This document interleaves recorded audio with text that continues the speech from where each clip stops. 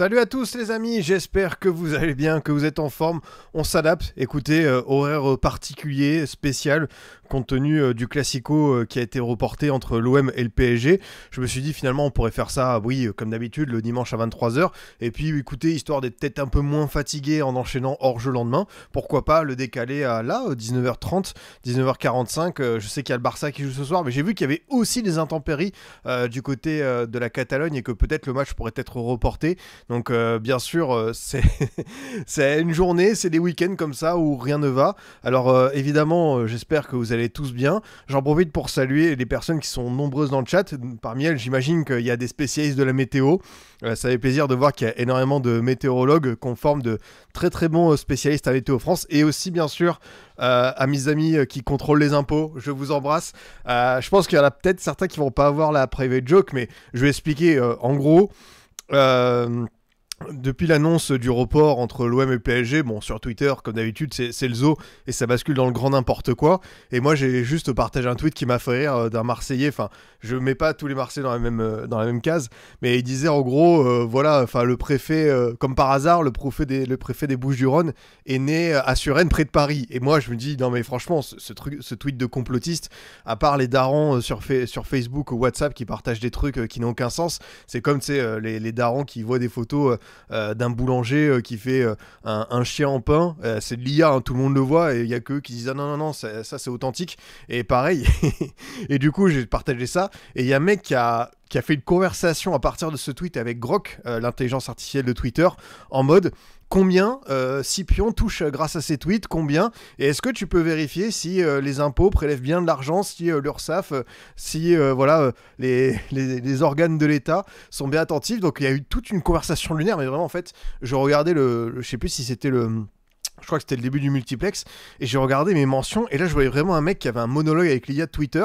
en mode ouais, est-ce que tu peux bien vérifier combien tu gagnais tout, et déjà il y avait des montants qui étaient hallucinants, parce que je vous l'ai déjà dit, hein, Twitter, moi ça me permet de payer les miniatures, je ne suis pas millionnaire, genre, on aimerait tous l'être, hein, mais je ne suis pas millionnaire grâce au réseau, je ne suis pas millionnaire grâce à Twitter, et surtout grâce à mes tweets, je pense à Kevin Monet-Paquet, et du coup vraiment il s'est monté le bourrichon, et moi j'ai mentionné à partir de là en mode non mais gars, je t'arrête de suite. Enfin, prends du recul, prends une pause avec le football, va prendre l'air, va parler à ta famille, à tout ce que tu veux, mais quand tu en es à croire l'intelligence artificielle et surtout mener ce combat en mode ouais, ce gars-là, faut vérifier qu'il touche bien les impôts. En plus, dans les commentaires, il disait ouais, moi je connais du monde hein, au centre des impôts de Bordeaux, donc il fasse gaffe. Vraiment, j'en ai déjà eu des dimanches particuliers, mais celui-ci, il est all-time. Il est all-time à l'image de tout ce qui se passe dans ce week-end de Ligue 1. Bien sûr, quand on tombe sur des énergumènes comme ça, bon, c'est toujours particulier, mais voilà, il y a des Marseillais qui évidemment en mention m'ont dit, voilà, non, on n'est pas comme ça, et je le sais. Je sais aussi qu'il y a des Parisiens qui veulent se désabonner de Ligue 1+, qui veulent boycotter tous les matchs de Ligue 1, donc bien sûr, c'est comme d'hab, hein. Il y a toujours des mecs qui partent dans des full délire, mais si ça vous intéresse vraiment, oui, je suis à jour des impôts, oui, je suis à jour de l'URSSAF. Il n'y a aucun problème là-dessus, je montre patte blanche. Et on va faire et on va faire avec. En tout cas, je vois que vous êtes nombreux, bah, comme je vous le disais. On s'adapte parce que ouais, faire le débrief à 23h après tous les matchs et tout, là je me dis écoutez, au moins on enchaîne, et pour le débrief du coup de OM PSG, je sais pas quand est-ce que je pourrais le faire parce que demain il y a hors-jeu, donc on va faire ça juste avant la cérémonie du Ballon d'Or et le match, donc on sera plutôt sur un avant-match. Et pour m'entendre parler du OM PSG, il y a des chances que ce soit chez Youth, on fera normalement un stream peut-être ensemble sur sa chaîne, donc voilà, pour ceux qui voudraient me retrouver, avoir mon avis sur le match. Après je pense que comme la semaine prochaine il n'y a pas le LDC, je ferai un petit stream, tu vois, d'actu tranquille, et à ce moment-là, peut-être qu'on reviendra à froid sur le Classico, donc on en parlera de manière tranquille, mais on est là quand même parce qu'il y a eu de sacrés matchs, hein. Les 8 journées avec notamment du derby, le Nantes-Rennes, le fameux Lens-Lille. Est-ce que tu as regardé le derby romain? Oui, j'étais à table, j'ai mis le derby romain et c'était pas un beau match, mais c'est un match qu'il fallait remporter, et l'équipe de Gasperini a été maligne avec un Manu Koné, encore une fois, très très bon, vraiment très fort cette saison. L'an dernier, c'était déjà le cas avec la Roma, il était intéressant avec l'équipe de France, mais là, il est passé à l'étape supérieure. comme joueur. J'ai le sentiment. J'en profite pour vous saluer sur le chat avec Soso Chat, la modératrice qui est là présente, qui vous rappelle évidemment de vous abonner à toutes les plateformes où je suis présent. Je vois qu'il y a des habituels comme Bensky, Thibaut, je vois également Simon, Mich, je vois du très beau monde, donc ça fait grandement plaisir.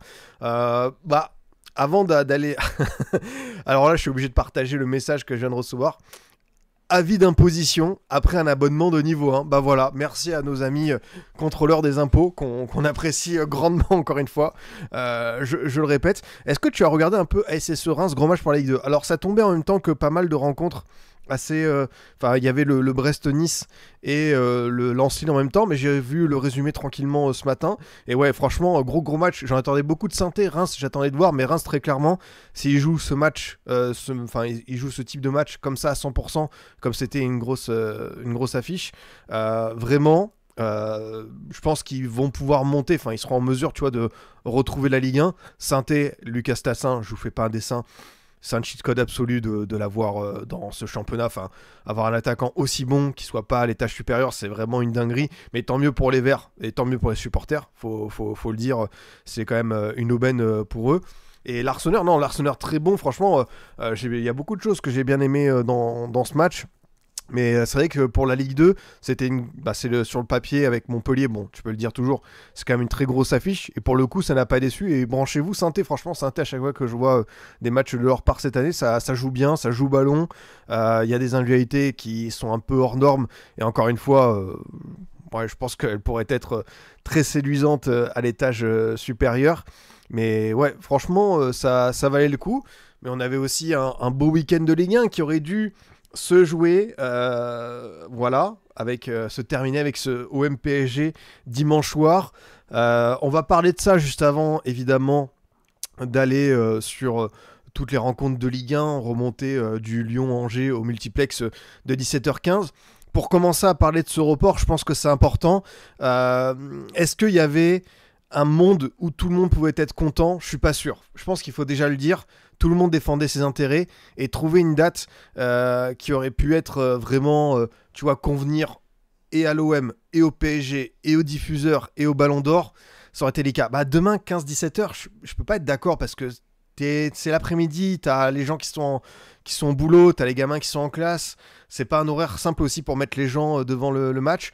Mardi, c'est un monde où... Oui, quand je dis OM et PSG, je prends en compte les supporters, évidemment. Mardi, t'as le Strasbourg-OM qui tombe le vendredi. Alors, est-ce que tu aurais pu redécaler ce match? Je suis pas sûr. À partir de ce moment-là, c'est vraiment un espèce de truc domino qui est pas simple à mettre en place. Moi, la réflexion que je me suis posée, c'est est-ce que finalement, faut pas aussi penser à l'avenir à décaler ces cérémonies du Ballon d'Or, même si évidemment, c'est un truc exceptionnel où t'as un immense couac.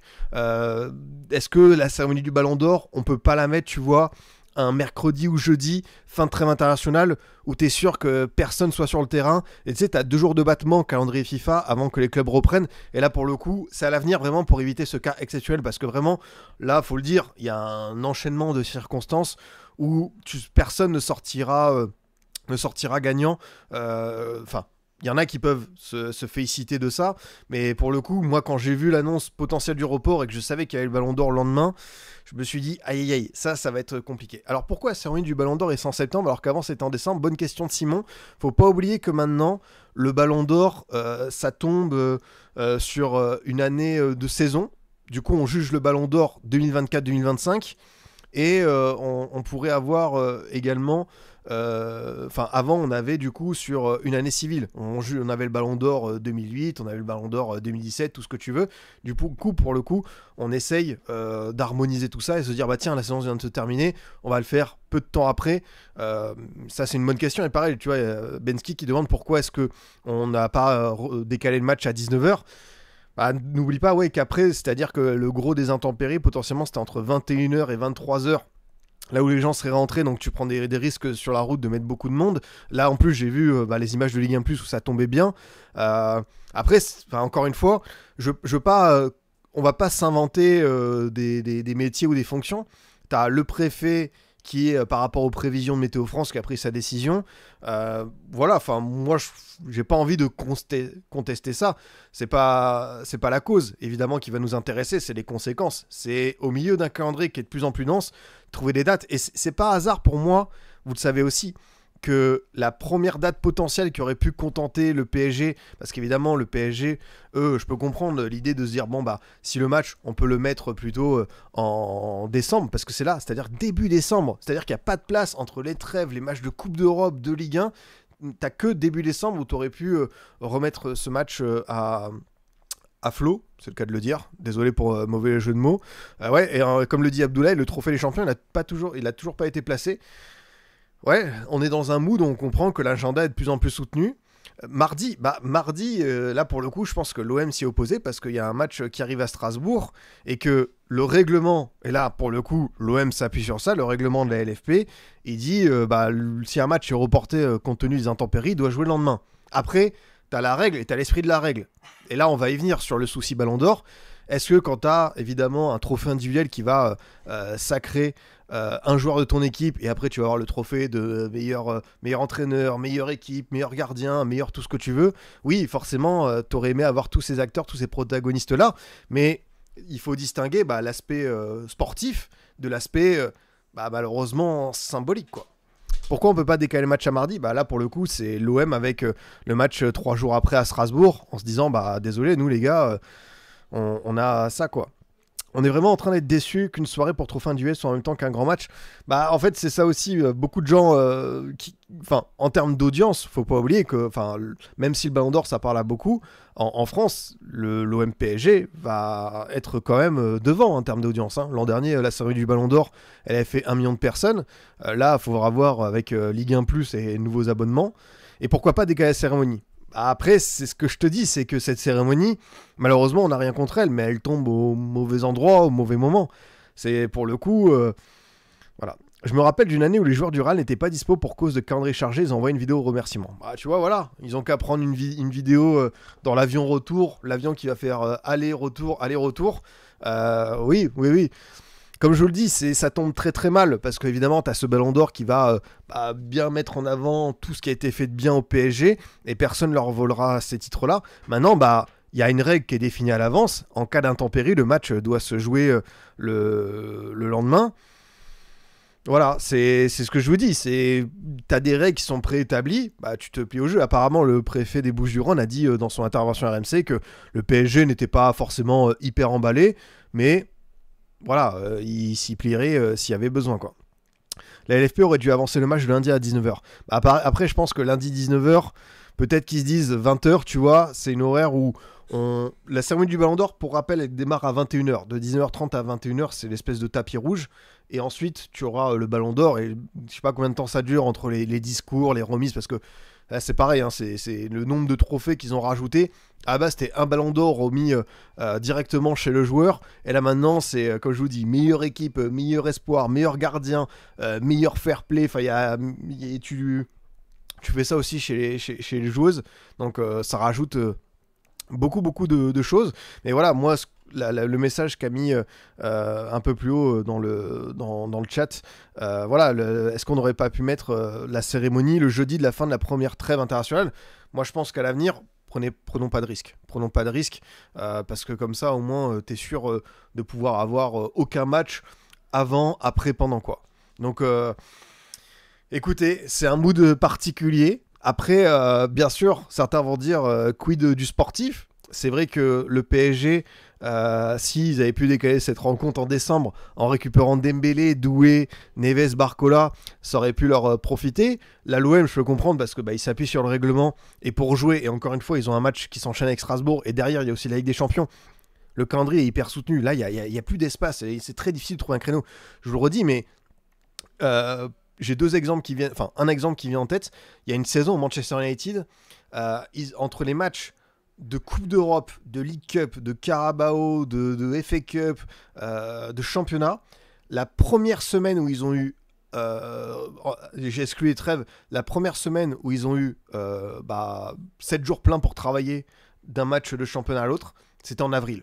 Là, pour vous dire qu'il y a des fois des calendriers qui implosent, et malheureusement, ça...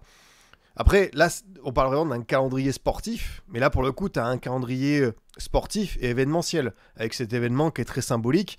Et du coup, oui, forcément, ça la fout mal. Alors, la question qu'on peut aussi se poser, c'est que se serait-il passé si Dembélé n'était pas blessé?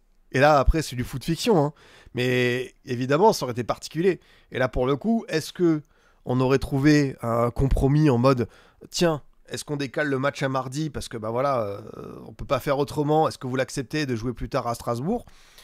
Ou alors, bah, on décale en décembre comme ça, avec ce fameux risque que les autres disent, bah attendez, désolé, mais nous, enfin voilà quoi. Donc c'est, comme je vous le dis, c'est très particulier cette situation parce que tu auras personne d'unanimement content. Et voilà, on se retrouve avec ça. Bon, encore une fois, oui, je vois des gens qui se plaignent de la gestion de la ligue, de remettre le match à 20h et tout. Faut pas oublier que pour eux, un OM PSG, c'est leur principale vitrine. C'est là où ils espèrent faire le plus d'abonnements, faire de très bonnes stats. Pour eux, lundi 20h, j'imagine que c'est le meilleur compromis, même s'ils savent qu'en face, il y aura le ballon d'or. Mais en termes d'audience, en termes de voilà d'attente, ils se disent pourquoi pas, quoi. Donc, on va voir ce que ça va donner, quoi. Mais l'OM peut bien jouer tous les 3 jours. En quoi c'est un problème d'enchaîner mardi et vendredi? Oui, oui, dans l'absolu, on peut le faire. Après, c'est ce que je te dis depuis le début. L'OM s'appuie sur le règlement qui est clair et net. Après, ça joue à un jour de repos, tu vois. Mais l'OM, ils se disent, tiens, dans les règles, on dit que si un match est reporté pour intempérie, c'est dès le lendemain. Et là, pour le coup, bah, tout le monde sait à quel point le calendrier est fixé à l'avance. Ils doivent jouer car mon équipe MPG en dépend. Moi, j'affronte Bruce Granek et j'ai un ou deux Parisiens ou Marseillais qui sont dans la salle d'attente. Ça peut dépendre de beaucoup de choses, aussi. Par contre, ouais, d'un point de vue sportif, forcément, je dis, il y a tous ces absents. On verra demain ce que ça donnera. Bon, j'ai vu beaucoup de gens se prendre la tête de manière waouh. Si l'OM ne réussit pas à faire un résultat, c'est une honte absolue. Bon, faut pas oublier quand même que il y aura une très belle armada, même si c'est vrai que tu as un secteur offensif qui est un petit peu diminué, qui est pas mal amputé, tu as un gros milieu de terrain qui est pas là, mais quand tu vois que la forme de Nuno Mendes, Hakimi, Vitinha, Fabien Ruiz, Gvara, et en plus tu rajoutes du Pacho, peut-être du Zabarni, du Marquinhos, du Chevalier, si l'OM, en fait tout dépend du match qu'ils font. S'ils font un match courageux et qu'ils perdent, j'ai pas envie de dire à armes égales, mais s'ils perdent, bah, si le PSG est supérieur, qu'est-ce que tu veux dire? Enfin, même en ayant un banc qui est peut-être loin de ce qu'on peut connaître en Europe, t'as quand même un banc où t'as tous les titulaires, où t'as beaucoup de joueurs qui seraient titulaires dans 95% des clubs de Ligue 1. Les Kangin Lee, les Warren Zaïre-Emery, tout ça, quoi. Donc, même Gonzalo Ramos, évidemment. Donc, faut pas non plus, tu vois, comment dire, faire le match avant le match. Moi, j'ai envie de voir ce que ça donne en termes de contenu, en termes de jeu, en termes de personnalité. Un OM qui enchaîne un deuxième beau rendez-vous avant de poursuivre avec Strasbourg et l'Ajax. Est-ce qu'ils peuvent être à la hauteur de ce rendez-vous, ou est-ce que, comme certains le disent, bon, bah, l'OM souvent déçoit quand il est dans cette position, peut-être qu'il y a moyen de faire un coup contre un gros. Je trouvais que le contenu à Madrid était encourageant. Là, j'ai juste envie de voir ce que De Zerbi et son équipe vont proposer, quoi. Et pour le PSG, encore une fois, même si tu as des absents majeurs, est-ce qu'il va pas mettre Hakimi ailier droit? Est-ce que ce sera pas Nuno qui sera un peu plus haut?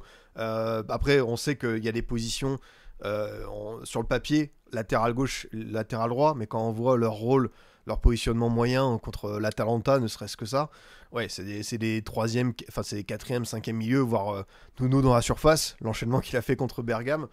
Il n'y a pas beaucoup de joueurs qui peuvent le réussir. Donc voilà, on va voir ce que ça va donner, avec aussi la cérémonie du BO, où je pense que Dembélé, ouais, il sera sacré vers 22h30, quelque chose comme ça. Mais ouais, ça a fait beaucoup réagir, je peux comprendre. Et encore une fois, je dis pas qu'il y a de solution miracle, mais trouver une date qui arrange tout le monde, c'était pas simple. Peut-être que oui, certains vont dire le mardi potentiellement, parce que bah voilà, le PSG a le temps d'aller à la cérémonie. Les autres, voilà, ils peuvent enchaîner un match tous les 3 jours. Oui. Après, il y a un règlement qui est là et t'es obligé de t'y poser, quoi. C'est ça que tu dis que Paris aurait dû chercher un mec comme quoi. Après, bah, c'est comme on dit, hein, ils font énormément confiance en certains jeunes comme Mbaye et Mayulu. Donc, il n'y a pas eu de recrue offensive dans ce sens. On verra à l'hiver si ce sera un petit peu bouleversé.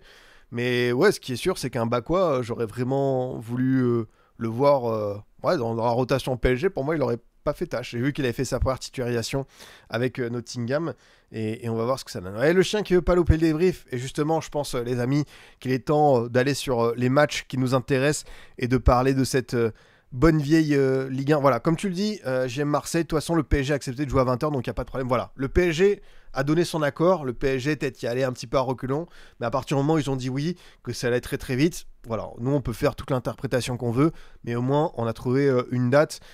Peut-être qu'il y aura encore des débats sur ouais, la visibilité de la France, tout ça, tout ça. Ouais, bon, au bout d'un moment, il faut aussi que le terrain, c'est la priorité. Et là, on aura quand même un classico intéressant à voir demain. Et oui, nous en faites pas, le chien est déclaré. D'ailleurs, je crois que au niveau de la loi, du droit, je crois que les chiens sont comptés comme des meubles. J'ai appris ça il y a quelques années. Donc voilà, vous pouvez voir ce très beau buffet Ikea qui est derrière moi. Comme je vous le disais, c'est l'heure du débrief, les amis. On va aller petit à petit sur les matchs qui nous intéressent, avec 8 matchs à débriefer, mais quand même pas mal de choses à dire. Ah, c'est plus le cas depuis 2019. Bah tu vois, j'étais même pas à jour. Oh là là. Désolé pour mes amis juristes à qui j'ai dû faire pousser un petit cri. On a un classement avec quand même derrière Paris en attendant qu'ils jouent. Bah, tu as quand même 3 équipes qui sont à 4 sur 5, avec Monaco, l'OL et Strasbourg, avec différents niveaux de réussite et peut-être de contenu dans le jeu, mais c'est quand même un beau rythme pour certaines équipes comme l'OL, avec tout ce qui s'est passé cet été qu'on n'attendait pas. Monaco qui est poussif, mais qui en est déjà quand même à 13 buts marqués, alors que tu as l'impression que Monaco, vraiment, ils sont en crise. On sait que le match de Bruges va quand même laisser des traces, mais t'as quand même c'est pour ça que même si l'équipe elle est un peu bizarre au niveau de la profondeur de banc, au niveau du mercato, en Ligue 1, tu as quand même des joueurs plus pour moi pour terminer sur le podium. Et même si peut-être ils vont se faire peur, il y aura des matchs moyens, ils auront le matériel pour faire la différence. Et puis Strasbourg, je voyais un viewer dans le chat qui disait que le contenu strasbourgeois était poussif, c'est vrai, mais j'ai vu un Strasbourg, encore une fois, réaliste, qui a compté sur une grosse défense avant que le Paris SC revienne. Mais Strasbourg m'a l'air d'être une équipe des fois un peu plus équilibrée que l'an dernier. C'est ce qui avait perdu des fois Rosseigneur sur certains matchs, notamment dans le sprint final. Et peut-être qu'on va avoir un Strasbourg un peu plus pragmatique, même si tu sais qu'à tout moment, à l'image des buts, tu peux faire la différence avec de sacrés jeunes, de sacrés joueurs. Et ce diable des mégas, qui je pense avait quelques comptes à régler avec la célébration, qui est assez dingue vis-à-vis de ses propres supporters. Ensuite, on a quand même Lens qui revient bien, à un point de Lille qu'il a battu. Et ensuite, on a des équipes qui s'offrent un petit bol d'air. Je pense à Brest, je pense à Auxerre qui avait fait une victoire en 4 matchs, d'autres qui n'ont toujours pas débloqué le compteur de victoire. Bon, t'en as qu'une seule, c'est le FC Metz. Et d'autres, voilà, t'as Lorient, Nantes, Le Havre qui sont à 4 points, tout comme Brest. Donc on va voir ce que ça donne un petit peu. On va faire dans l'ordre chronologique avec d'abord ce Lyon-Angers. Qui a découlé sur une victoire de l'OL, pas simple, ça a mis du temps à se dessiner, une bonne heure avec Tanner Tessman, une équipe de l'OL qui était intéressante sur le papier parce que tu avais l'absence de Morton, du coup savoir qui allait un petit peu intégrer le milieu de terrain, et finalement c'est une recomposition de la part de Fonseca qui avait de nouveau accès au vestiaire, pas encore au banc. Ça c'est important, hein. Le banc il sera libérable pour Fonseca en Ligue 1 d'ici novembre. Mais la première de Satriano, alors, que penser de son match? Ça se voit que c'est un mec qui est pour moi je vais pas dire en reprise, parce qu'on sait qu'il avait quand même joué là pas mal de matchs de prépa avec Lens, mais qui doit retrouver des repères. C'est sûr qu'en termes de nombre de ballons touchés, en termes d'activité, en termes de contenu, c'est pas foufou. Mais pour moi, j'ai pas envie d'accabler Satriano, et je pense qu'il rendra des services à un moment ou à un autre. Là, c'est sûr que le match il est compliqué, en plus face à une équipe d'Angers qui a joué bloc bas, qui était difficile à manœuvrer. Satriano, c'était pas forcément le mood idéal pour l'exploiter. Mais tu as quand même d'autres points positifs. Hein. Tu as Tolisso qui a encore une fois été au Four au Moulin, qui a été très très bon. Tanner Tessman qui, au-delà de son but, prouve que son début de saison est vraiment pas mal du tout. Et c'est bien de pouvoir confirmer ça, pas seulement quand il y a Morton, parce qu'on pouvait se dire, et je pense aussi, hein, on peut l'affirmer, que un Morton peut l'aider, tu vois, à bien progresser, bien grandir, à être vraiment dans les bons coups. Mais là, tu vois, un Tessman qui prend un petit peu ses responsabilités, qui est bon dans le jeu long, qui est bon dans le repli défensif, enfin pas le repli défensif, mais dans sa manière de couper certaines situations angevines, et puis surtout être pas mal du tout sur coup de pied arrêté à l'image de son but et la retombée du second ballon. Maitland Niles, ouais, mais Maitland Niles, en vrai, dans ce registre de latéral qui est très proactif dans le jeu, qui n'hésite pas à monter au milieu de terrain, couloir, qui offre plein de solutions. Maitland Niles, c'est un joueur qui est hyper polyvalent, qui a occupé beaucoup de positions différentes entre ce qu'il faisait à Arsenal, Southampton et là l'OL. Et c'est vrai que ce qui est bien, je trouve, pour l'OL quand tu as ce genre de configuration, parce que en termes de... Ouais, t'es à 67% contre 33% pour Angers. Quand t'as énormément le ballon, quand tu fais le double de passe, avoir un latéral comme ça qui a une dimension technique supérieure, je trouve que c'est vraiment pas mal. Et c'est vrai que c'est un joueur très malin. Mais Mata Niakhaté, on sent aussi que c'était un des axes de progression de l'OL. Et c'est ce qui a été fait en pré-saison. C'était le discours des joueurs et du staff. C'était progresser dans le jeu défensif, améliorer cette tenue. Et Niakhaté, que j'ai pas mal critiqué l'an passé, parce qu'à 31 millions d'euros, après encore une fois, Textor, Nottingham, tout ça, le prix de 31 millions d'euros, c'était pour rendre service à un copain. Je me dis que finalement, Niakhaté, il était attendu, ça devait être un des leaders de cette OL, et il répond parfaitement présent. Franchement, il est très fort, il n'y a rien à dire. Il y a sa paire avec Mata, elle est plus que complémentaire, lui, il en impose, c'est un vrai patron de défense. Donc, pour l'OL, dans ce flou un petit peu... À tous les étages, au niveau des coulisses, du financement, tout ça, avoir un joueur que tu récupères, je ne vais pas dire que c'est une recrue, parce qu'il était déjà l'an dernier, mais compte tenu de son niveau, tu peux dire quand même que tu récupères un tout autre joueur, et pour ta défense qui en a bien besoin, écoutez, 4ème clean sheet, et ça permet d'être rassurant. Pareil pour Dominique Griff qui était quand même, tu vois, aussi une découverte, avec Descamps qui est malheureusement blessé pour un mois, qui s'est blessé au poignet contre Rennes. Tu vois, Griff, qui te sauve en fin de match sur ces 2-3 situations, qui rassure, tu comprends pourquoi tu es allé le chercher. Alors évidemment, ça méritera confirmation d'enchaîner tout, mais c'était un gros test pour lui. Et surtout, c'est pour moi la position qui est la plus dure pour un gardien. Parce qu'il y a des gardiens, ils sont dans des équipes, tu sais... on va dire bas de tableau, qui jouent le maintien, qui vont subir 7-8 situations dangereuses, qui vont se faire canarder de tous les côtés, et qui peuvent te sortir parce qu'ils sont en surchauffe, 7-8 parades, et tu vas dire, voilà, homme du match, XXL, 9 sur 10. Et Griff, dans cette OL-là, quand tu joues contre Angers, en fait, tu es dans la position un petit peu comme un gardien du PSG, à savoir que tu vas avoir 1-2 situations, voire 3 grands max à négocier par match, mais là, t'as pas le droit à l'erreur. Parce que un gardien qui fait 7-8 arrêts contre voilà, une belle équipe, on va lui dire, bon, s'il en prend un, même s'il n'est pas de tout reproche, on va dire, regardez ce qu'il a fait à côté, c'est quand même un gros match. La Griffe, on va évidemment, s'il y a une erreur, il peut se faire un petit peu allumer. Et pour le coup, il a été attentif, surtout que les situations chaudes sont arrivées en fin de match. Donc franchement, c'est bien, c'est très très bien. Même, j'ai envie de dire, ouais, Karabek, ça sent la bonne pioche, mais même Pavel Souk, hein, si on doit parler un petit peu des Tchèques. Parmi les autres points forts côté OL, j'ai beaucoup aimé l'entrée de Pavel Souk, qui a apporté son dynamisme, son envie, sa niaque. Et certains ont dit, bon, Pavel Souk, c'est vrai qu'on a recruté un 9,5 qui n'est pas encore titulaire, 7 millions d'euros. Est-ce que ces 7 millions, on n'aurait pas pu le mettre dans le fameux ailier droit, dans un attaquant, tout ça, quoi. Franchement, Souk, il y a un vrai truc. Le temps qu'il soit titulaire, et vous en faites pas. Avec l'Europa League qui arrive, d'ailleurs, je crois que l'OL joue à Utrecht jeudi son premier match. Entre l'Europa League et la Ligue 1, Pavel Souk, il va faire sa trentaine de titularisations. Là, il n'y a pas de... J'ai aucun doute là-dessus. Donc, ouais, comme tu le dis, c'est vrai que son profil est assez atypique. On dirait un Ramtudder. Ça, c'est... Ramtudder, c'est les fameux termes de football manager. Le Ramtudder, c'est Thomas Müller. Ça, c'est vraiment le poste qui lui convient le mieux. Mais c'est vrai que dans ce rôle de 9,5, après... ouais, franchement, il va être pas mal du tout. De toute façon, tu sais que tu auras besoin un moment ou un autre de faire souffler Corentin Tolisso. Et Pavel Souk, il sera là pour ça. Donc ça va être vraiment une plus-value. Après, tu sens quand même qu'encore une fois, les matchs peuvent tourner en ta faveur, mais t'as pas beaucoup de marge parce que le potentiel offensif, il peut être limité par moment quand même, faut le dire. Si Fofana n'a pas le turbo, si Tolisso Et bah, après, j'allais dire si tu es aussi dans un mauvais jour. Il est très rarement dans un mauvais jour. Et si par exemple, comme je vous le dis, tu dois un petit peu le préserver, pas être simple, mais tu vois, c'est vrai que le banc. Bah, après, tu vois, il donne du temps de jeu à Mathis de Carvalho, à Enzo Molebe, Rachid Guezad, Afonso Moreira, Pavel Chouk. T'as aussi Alejandro Gomez qui est resté sur le banc.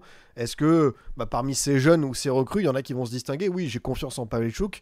Et après, les jeunes, c'est bien parce que Molebe, si jamais Satriano convient pas, t'auras des matchs d'Europa League. Et là, je pense que un coach comme Fonseca avec son staff, ils seront plus enclins à lancer un jeune dans un contexte Europa, ou même si l'OL a envie de faire bonne figure, c'est moins risqué entre guillemets que la Ligue 1. Et là pour le coup, Molebe, il suffit par exemple qu'il soit titulaire à Utrecht, qu'il marque un but ou qu'il fasse une bonne entrée. Et pourquoi pas derrière, tu vois, un peu plus s'installer. On rappelle que Molebe, il aurait dû être vendu à Séville en fin de mercato. Finalement, il est resté. Molebe, je ne dis pas que j'ai regardé tous ses matchs, mais ça fait partie de ces joueurs qui en jeunes ont une sacrée réputation en France. Donc peut-être enfin le voir à l'œuvre. Après, on sait que le plus dur pour un joueur de ce calibre-là, c'est très très bien de marquer 35 buts en U17. Mais l'étape d'après, en pro, c'est deux sports différents. Donc maintenant, à toi de voir ce que tu vaux. Côté Angers, voilà, j'ai envie de voir un petit peu l'équipe, comment elle tournera quand Imad Abdelli retrouvera 100% de ses capacités. Lui qui a fait sa rentrée contre Metz le week-end d'avant, qui clairement est peut-être pas encore à 100% physiquement, mais Abdelli c'est un joueur qui peut te changer quand même quelque chose. T'as un gardien Hervé Kofi qui est encore très très bon, t'as une défense qui tient la route. Après c'est l'attaque moi qui m'inquiète, c'est que franchement t'as des jeunes qui sont hyper intéressants, tu vois. Kalumba et Prosper Peter, je trouve que ils ont des belles capacités, enfin ils ont un potentiel certain, mais bon, si t'avais un Esteban Le Paul que tu pouvais tourner autour, là ce serait mieux. Là pour le coup tu vas vraiment faire avec les moyens du bord. Et même tu vois, je parle que de Le Paul, mais si en fin de mercato t'avais pu faire Mounier et la Bolascari en prêt, au moins tu vois, t'aurais eu des arguments. Là Angers, je pense que ça va être une équipe valeureuse qui va tenter comme elle peut d'exister, qui a des jeunes intéressants, qui a une belle défense, mais au bout d'un moment, il faudra aussi marquer les buts. Et ils en ont marqué 2-3 qui étaient pas mal du tout. Notamment le but de Prosper Peter ou celui de Le Paul en première journée contre le PFC. Mais là, il va falloir un petit peu trouver des solutions. Et je suis pas sûr que du jeu en ait en réserve, quoi. Donc après, ça peut être une expérience dingue pour des jeunes qui peuvent progresser à vitesse grand V. Ça peut être enrichissant comme être difficile, quoi. J'ai peur qu'on fasse comme la saison 2001-2-2003 où quasi tous les matchs me disent on a été vaillant, on finit à 17 points. Ah, c'est vrai que cette saison-là était particulière. Après, le mérite d'Angers, c'est que tu as des équipes comme Lorient, Metz, tu vois, qui sont pour moi assez prenables. Et après, tu as un championnat aussi où tu vas affronter Le Havre, Nantes, voire Brest. Si tu prends des points contre ces équipes-là, qui sont pas dans une dynamique dingue, alors peut-être. Mais encore une fois, il faut pouvoir réussir à marquer des buts et ça paraît de plus en plus compliqué, quoi. Ouais, il faut trouver des solutions sur coup de pied arrêté, sur des transitions. Il faut qu'il y ait des joueurs qui se révèlent plus vite que prévu, les Sidiki Sheriff, les Peter, les Kalumba, les machines, tout ça. Mais ça va pas être évident. Il y a de la place pour le maintien. Est-ce qu'en janvier, tu vois, tu as peut-être une solution pour prendre un joueur en prêt, mais parce que j'ai peur que toute la saison ce soit trop dur pour eux, quoi. On y va pour le match suivant, les amis. Juste, on va peut-être se refaire un petit coup de calendrier pour l'OL, qui va donc s'engager en Europa League. Lyon, qui du coup, c'est ça, va à Lille. 17h15, hop, un petit multi qui va être sympa. T'as Utrecht, le LOSC, t'as Salzbourg, t'as la réception de Toulouse, ensuite t'as la trêve. T'as Nice, Bâle, Strasbourg, le PFC. T'as Brest, t'as le Betis, et t'as le PSG avant la trêve. C'est vrai que, pour le coup, là, l'enchaînement, il va être un peu plus costaud. Parce que tu auras de l'Europa, tu auras des adversaires directs pour l'Europe et tu as le PSG en plus. Donc je pense que l'OL, s'ils ont pu engranger pas mal de points là, c'est pas mal, vraiment pas mal pour eux. Ce n'entraîne, les amis, qui a été à la hauteur des attentes d'un derby un peu fou, un peu imprévisible. Beaucoup de choses à dire sur ce match. On peut dire évidemment, chaque équipe a eu sa mi-temps, que Rennes et Habib Bey ont raté le coche en deuxième période et que ça n'a pas été simple, que Nantes a eu besoin d'être vraiment dos au mur pour se réveiller et proposer quelque chose de très intéressant et d'emmener le stade avec lui. Et ça, je pense, c'était important parce que cette équipe de Luis Castro, on a envie de l'apprécier, on a envie de l'aimer, on a envie de voir la différence, mais c'est vrai que je sens encore des limites des fois dans le niveau pur et dur. Je le dis, c'est compliqué peut-être aussi d'exister en Ligue 1 avec des joueurs qui n'ont plus le niveau et aussi par des joueurs qui reculent trop. Et, et au bout d'un moment, ouais, Mostafa Mohamed, tu le mets devant parce que tu te dis, ce gars-là, il a déjà fait des saisons à 10 buts, c'est un profil intéressant de neuf. Mais quand tu vois l'occasion qu'il rate d'entrée, avec le lob, alors là, c'est pas Martinelli, hein, là, le lob, il a atterri directement dans, il a atterri au stade Marcel Sopin, quoi. Donc c'est délicat. Mais t'as quand même eu cette espèce de réveil, ce but de l'Arabie avec une grosse célébration. Peut-être que ça peut enfin lancer leur saison parce que t'as eu cette victoire contre Auxerre, mais qui a été difficile. Là, pour le coup, tu reviens un peu de nulle part. T'as eu ce penalty en plus raté par Abin, enfin raté, bien arrêté aussi par Samba. Du coup, tu te dis, franchement, on fait un début qui est un peu cathare. On a que 3 points en 5 matchs. On perd contre un rival à la maison avec tout ce qui s'est passé autour, les retours de Merlin, Rongier. Blas, le coup de Lex qui marque sur penalty. Et là, finalement, j'ai beaucoup aimé. Enfin, on aimerait voir ce Nantes. Après, c'est un contexte particulier parce que Rennes a commencé à reculer. L'entrée d'Attebourg, on peut aller là-dessus petit à petit. L'absence de Seydou leur a fait beaucoup de mal. L'absence de Seydou, qui a fait une prestation lors des 45 premières minutes, qui sort à la mi-temps. Mais les 45 premières minutes, elles sont vraiment très très bonnes de sa part. Il est dans tous les bons coups. Il est à l'origine de la passe qui va décaler. Je crois que c'est Blas pour Le Paul.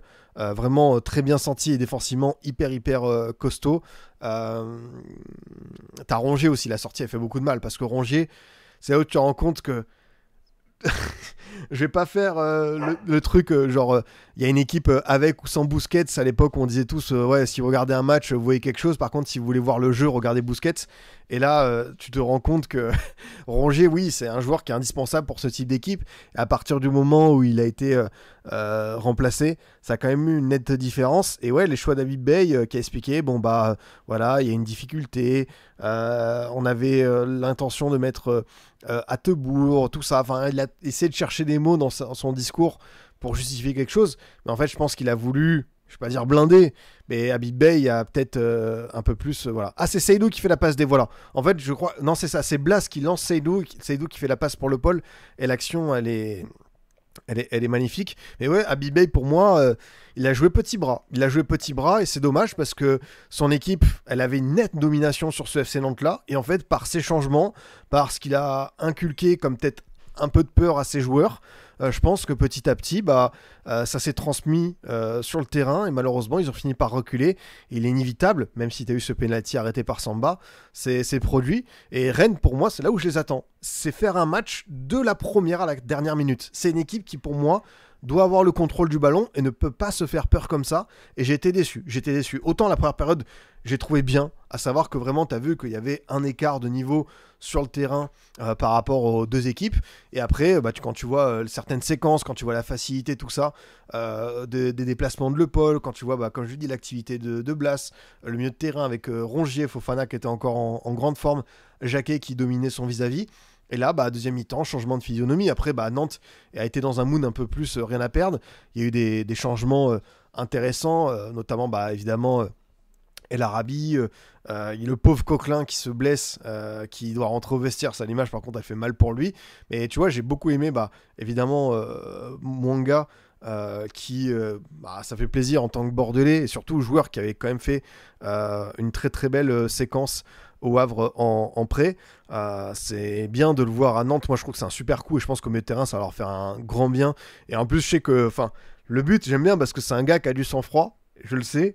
Et là, pour le coup, la finition, elle est très très propre. Hop, il te panique pas et te termine ça tranquillement. Ouais, Benatab aussi. Benatab, ouais, l'attaque pour les prochains matchs, je sais pas, mais peut-être tenter un truc avec El Arabi, Ablin, Benatab, voir d'autres profils différents parce que malheureusement, Ablin. On retrouve pas encore ce Ablin à 100% tonitruant. Mostafa, c'est quand même limité dans le jeu pour ce que veut proposer Castro. Et Lado, voilà, il fait ce qu'il peut, mais c'est pas non plus un foudre de guerre, quoi.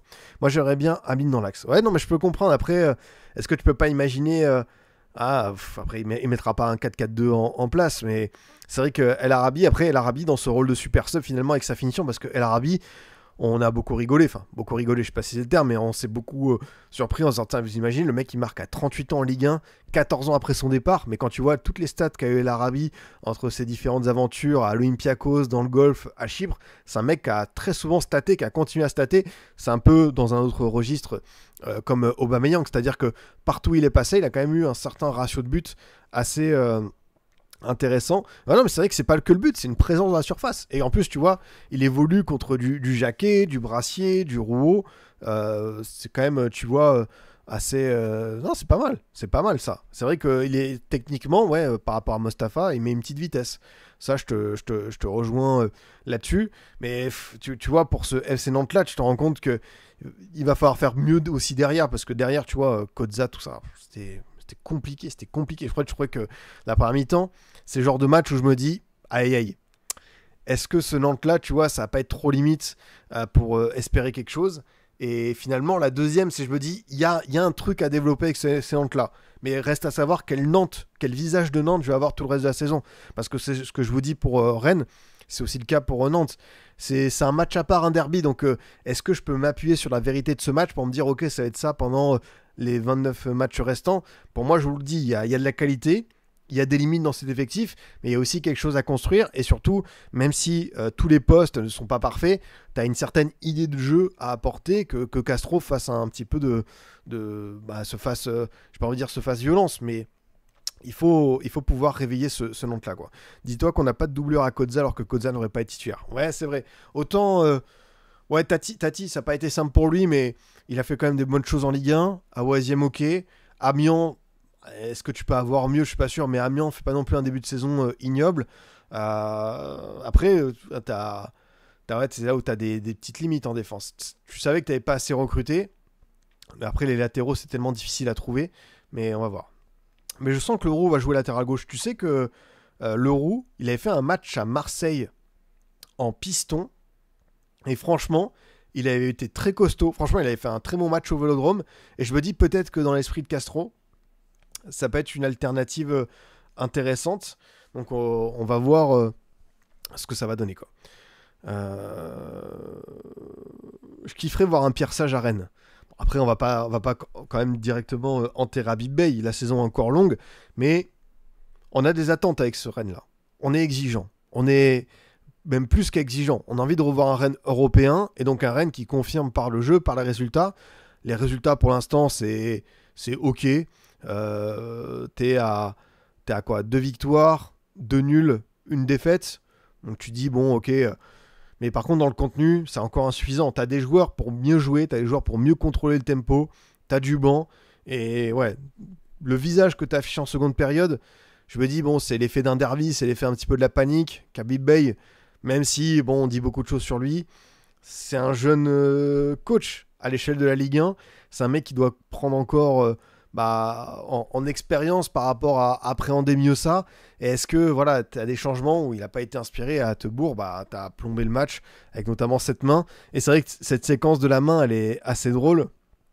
Parce que t'as 3 Nantais qui vont entourer l'arbitre pendant que ça continue à jouer, et t'as 3 Nantais qui sont pas dans la surface, et là t'as un centre qui arrive à El Arabi qui fait une finition vraiment de tonton, et tu te demandes si ça a pas aussi peut-être un petit peu déconcentré les Rennais, je sais pas, mais j'ai pas l'impression que les Rennais avaient le regard tourné vers l'arbitre et les Nantais. Ils ont continué eux à jouer, donc ça leur a souri, ça leur a réussi. Après, il faudra un 11 d'entrée qui soit compétitif. Il faudra voir si à Nantes, ça peut être le cas. C'est quoi le prochain match de Nantes? Tu vas à Toulouse, tu vas à Brest, tu reçois le LOSC, tu vas au Paris FC, tu reçois Monaco, tu reçois Metz. C'est vrai qu'il y a un enchaînement Metz, Le Havre, Lorient. Si on veut être rassuré avec Nantes d'un point de vue du maintien, t'en as 2 au domicile. C'est là où tu verras si ça va être bien, quoi. Pour cette équipe, quoi. Mais ouais, je sais pas si Seydou c'est une grosse blessure, parce que franchement, lui, ça a toujours été un joueur intéressant, et j'espère que ça va pas se faire, quoi. Alors Habib Bey, tac tac. Est-ce qu'il dit quelque chose sur Seydou? Hop hop hop. Je pense qu'on a été déstabilisé par les blessures d'Aïdou Seydou à la tête et de Valentin Rongier au mollet qui ont été deux moteurs de notre équipe sur la première période. Valentin sur l'équipe et Aïdou sur la capacité à mixer nos sorties à 3 et repasser à une défense à 4 et surtout à contenir Ablin les situations éventuelles de profondeur. Bon, si c'est des blessures, tu subis un petit peu les événements, mais voilà. J'espère pour Rennes que Seydou va revenir parce que pour le coup, ce que je vous ai dit tout à l'heure sur la fameuse recrue, voilà, le mec qui revient nulle part, tu peux le compter comme un joueur en plus. Seydou, on sait qu'à Clermont c'était un super joueur et dans ce Rennes là, sur le papier qui est prometteur mais qui doit encore prouver beaucoup de choses dans le jeu, dans le mental, tout ça, ça peut être un joueur déterminant. Ça, je me dis qu'en plus avec la fameuse défense à 4, on verra s'il aura son mot à dire. D'ailleurs, c'est quoi les prochains matchs du stade Rennais? Qu'est-ce qu'ils vont enchaîner un petit peu les Rennais? Rennes-Lens, 20h45, très sympa celui-ci. Ensuite, tu vas au Havre, tu reçois Auxerre, tu reçois Nice, tu vas à Toulouse, tu reçois Strasbourg et tu vas au Paris FC avant la trêve. Ok, bah Rennes-Lens, ça va être pas mal pour voir. Deux équipes ambitieuses, parce que ça peut donner un petit peu en termes d'intensité, d'affrontement, aussi de coaching. Ça va être intéressant de voir ce que ça peut donner. Sinon, ouais, juste un mot évidemment sur Esteban Le Paul, parce que tu as un penalty obtenu. Bon, même si le penalty, avec la fameuse main qui est comme ça, qui est en gros, pour ceux qui n'ont pas vu le match, la main, il tacle avec la main sur le sol, et du coup, bah, ça, tu peux pas te le couper, donc le ballon, forcément, il va là-dessus. Et bah, tu vois, tu obtiens un penalty qui est. C'est vrai que. On l'a déjà dit la dernière fois en Ligue 1, on l'a déjà dit la dernière fois en Ligue des Champions. Il y a beaucoup de situations d'arbitrage, et notamment de main, où d'une situation à l'autre, ça peut varier.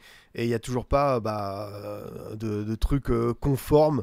On pourrait se dire, ok, là je comprends, au moins l'interprétation, c'est correct. Là, ouais, c'est ça, en fait, tu as juste l'impression que le Rennais a tiré dans son bras, quoi. Faut mettre la règle du coup franc indirect pour les mains dans la surface. C'est une proposition audacieuse. Et tu sais quoi? Elle est pas si mal. Après, il y a des. En fait, tout dépend du caractère intentionnel de la main. Parce que si. Imaginons, tu vois, je suis sur un corner, je mets un coup de casque et t'as le défenseur qui arrête le ballon comme ça de la main, tu sais, qui se mâche. Bah, il sait que c'est un coup franc indirect. Et mettre un coup franc indirect, t'as beaucoup moins de chances que mettre un penalty. Donc je me demande, est-ce que tu devrais pas. Est-ce que je vais pas encore faire une décision à tiroir, genre mettre là ses mains. Oh là là, c'est dur. Salut Ogias, oui, on a déjà parlé dans Attebourg, et oui, on a dit que son entrée était catastrophique et que ça a bien pénalisé son équipe. Donc, ouais, ça va pas être évident. Bah, ça, définir la volontarité d'une main, le caractère intentionnel, comme on le dit. Là, tu vas ouvrir encore plus de débats parce que forcément, tu vas pas demander au joueur s'il a fait exprès ou pas. Lui, il va dire non, j'ai pas fait exprès, c'est naturel, tout ça. Voilà. Je pense que tu t'en sortiras. Jamais, quoi. Prochain match, les amis, avec ce petit Brest-Nice qui était pas mal sur le papier parce que Nice venait d'enchaîner une deuxième victoire contre Nantes, une deuxième victoire cette saison, et tu avais en face Brest qui n'avait toujours pas débloqué son compteur, qui était à 1 point seulement pris et 3 défaites. T'avais pris une autre défaite contre le Paris FC, t'étais vraiment dans une spirale assez négative, t'as des soucis de gardien par rapport à Mayeki et Couder, t'as la perte au milieu de terrain de Magnetti qui était suspendu, et surtout de Camara et les Smelou qui ont été vendus, et en fait, ce Brest-là, ça confirme ce que je voulais voir, à savoir qu'il y a quand même des tontons dans cette équipe. Ludovic Ayork, le match, il a eu 9 sur 10 dans l'équipe et c'est amplement mérité. Il a vraiment tout bien fait. Et alors, Romain Del Castillo, entre la passe pour Ajorc sur le premier but et le but qui s'emmène lui-même avec une frappe sans contrôle qui va faire la barre transversale rentrante de Yevan Diouf. Waouh! Franchement, les 10 premières minutes que Del Castillo a envoyées, c'est très très fort. Je vous le dis, ça m'étonnerait pas que ce but de Del Castillo il soit dans le top 5 des réalisations de buts à la fin de l'année des trophées NFP. Je pense qu'il y a un monde où le but est tellement fort, tellement limpide que ça pourrait le faire. Et non, je pense que Brest a envoyé un beau message. Genre, ils ont marqué très vite d'entrée, ils ont été en feu. Ensuite, Nice a réduit l'écart par Mofi.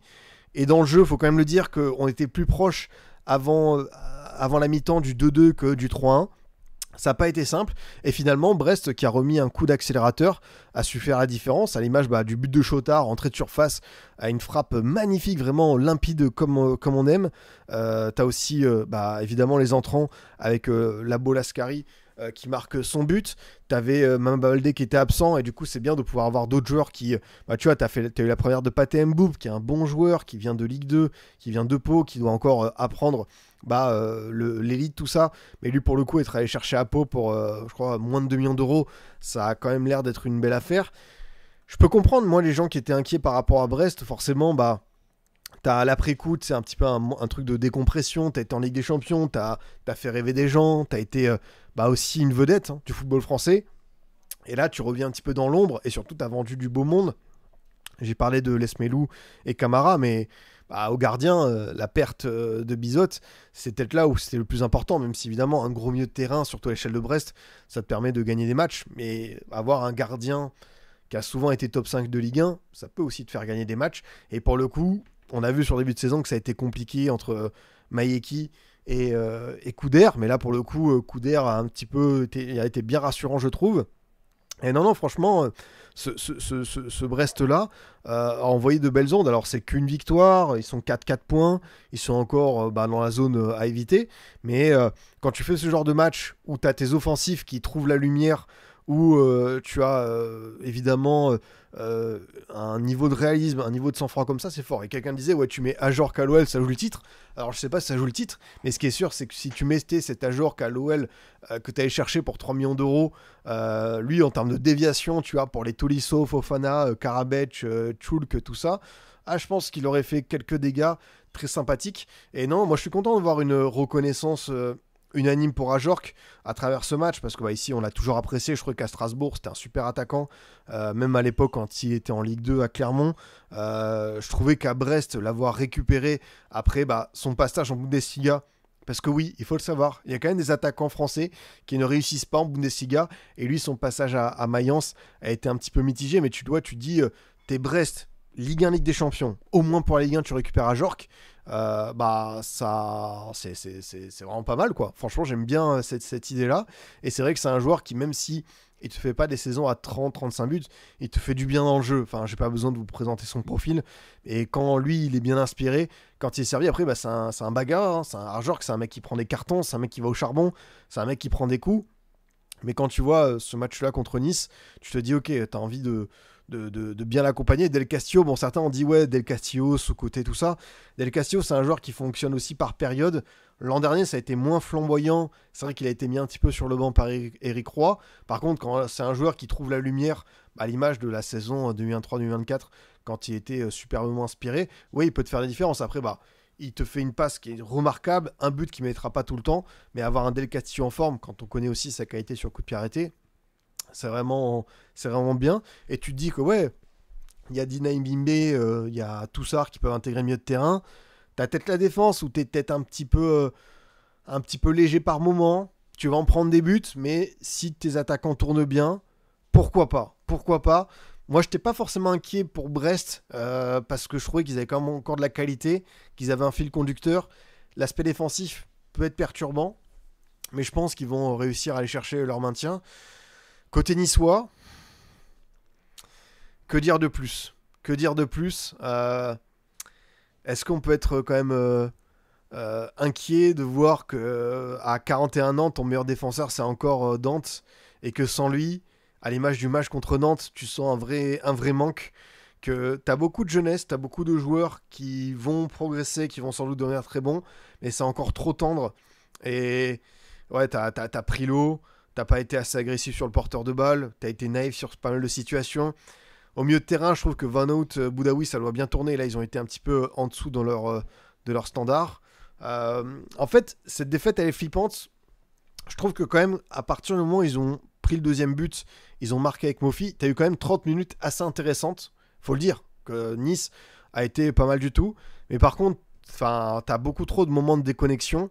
Et quand ça y va, quoi. Yvan Diouf, il peut pas grand-chose. Mais ouais, là, pour le coup, c'est ce qu'on se disait, quoi. Quand tu vois le calendrier qui arrive, c'est le genre de match qu'il fallait pas perdre forcément, parce que est-ce que tu vas pouvoir enchaîner beaucoup de victoires Allez, vous me tirez le t-shirt là. Vous le voulez ce calendrier de Nice, hein. J'ai l'impression que vous le réclamez encore. Allez, on va se le rappeler parce que quand même, il va être sacrément costaud. Allez, c'est parti pour un moment en apnée. Nice va enchaîner la Roma mercredi, le Paris FC dimanche, Fenerbahçe, ensuite Monaco le derby, la trêve. Tu vas affronter Lyon, le Celta Vigo, Rennes, Lille, le PSG, Fribourg, Metz. Ensuite, de nouveau une trêve. Marseille, Porto, Lorient, Angers, Braga, Lens. Et enfin, c'est Noël, on peut souffler, on peut aller chercher des cadeaux pour les petits-enfants. Force à eux. Force à eux, encore une fois. Moi, forcément, j'aimerais qu'ils évitent quand même, encore une fois, de faire une performance désastreuse en Europa. Il y a des joueurs intéressants à Nice. J'ai pas envie d'être dans la culture de l'instant, même si c'est inquiétant de perdre 4-1 à Brest. Je pense qu'ils peuvent faire meilleure figure. De toute façon, l'an dernier, ils ont terminé 35e, donc ça va être dur de faire mieux. Il y a 36e sur 36, donc attention. Mais il y a quand même des joueurs intéressants. C'est à Francaise, pour moi, de trouver la clé, de réussir à dégager un 11 fiable pour bien voyager en Europe et limiter la casse en Ligue 1. Mais est-ce qu'il ne va pas se dire finalement l'inverse comme d'hab? Est-ce qu'il ne vaut pas mieux avoir un 11 fiable en Ligue 1 et puis en Europe, on fait ce qu'on peut? Ce qui a été le cas malheureusement trop de fois. Tu as eu des soucis d'infirmerie. Là, tu as encore des joueurs qui sont sur le carreau. Mais au bout d'un moment, ce qu'on se répète, hein, à quoi bon se qualifier en Coupe d'Europe, aller faire des parcours pour finalement sortir la tête basse, quoi. Je pense que les supporters niçois, ils aimeraient que leur équipe, tu vois, elle fasse... parce que les gens, ils se nourrissent de ça aussi. Pour un supporter brestois, qu'est-ce qui va rester en tête? Bah, c'est ce match contre le PSV Eindhoven, cette victoire contre le PSV Eindhoven, 1-0, ou le fait d'avoir accroché le Bayer Leverkusen 1-1. Dans quelques années, il se souviendra bien plus, je pense, de ça que d'une victoire 4-1 contre Nice. Cette victoire, elle fait bien plaisir. Mais la Coupe d'Europe, dans l'imaginaire quand même, ça te fait des souvenirs incroyables.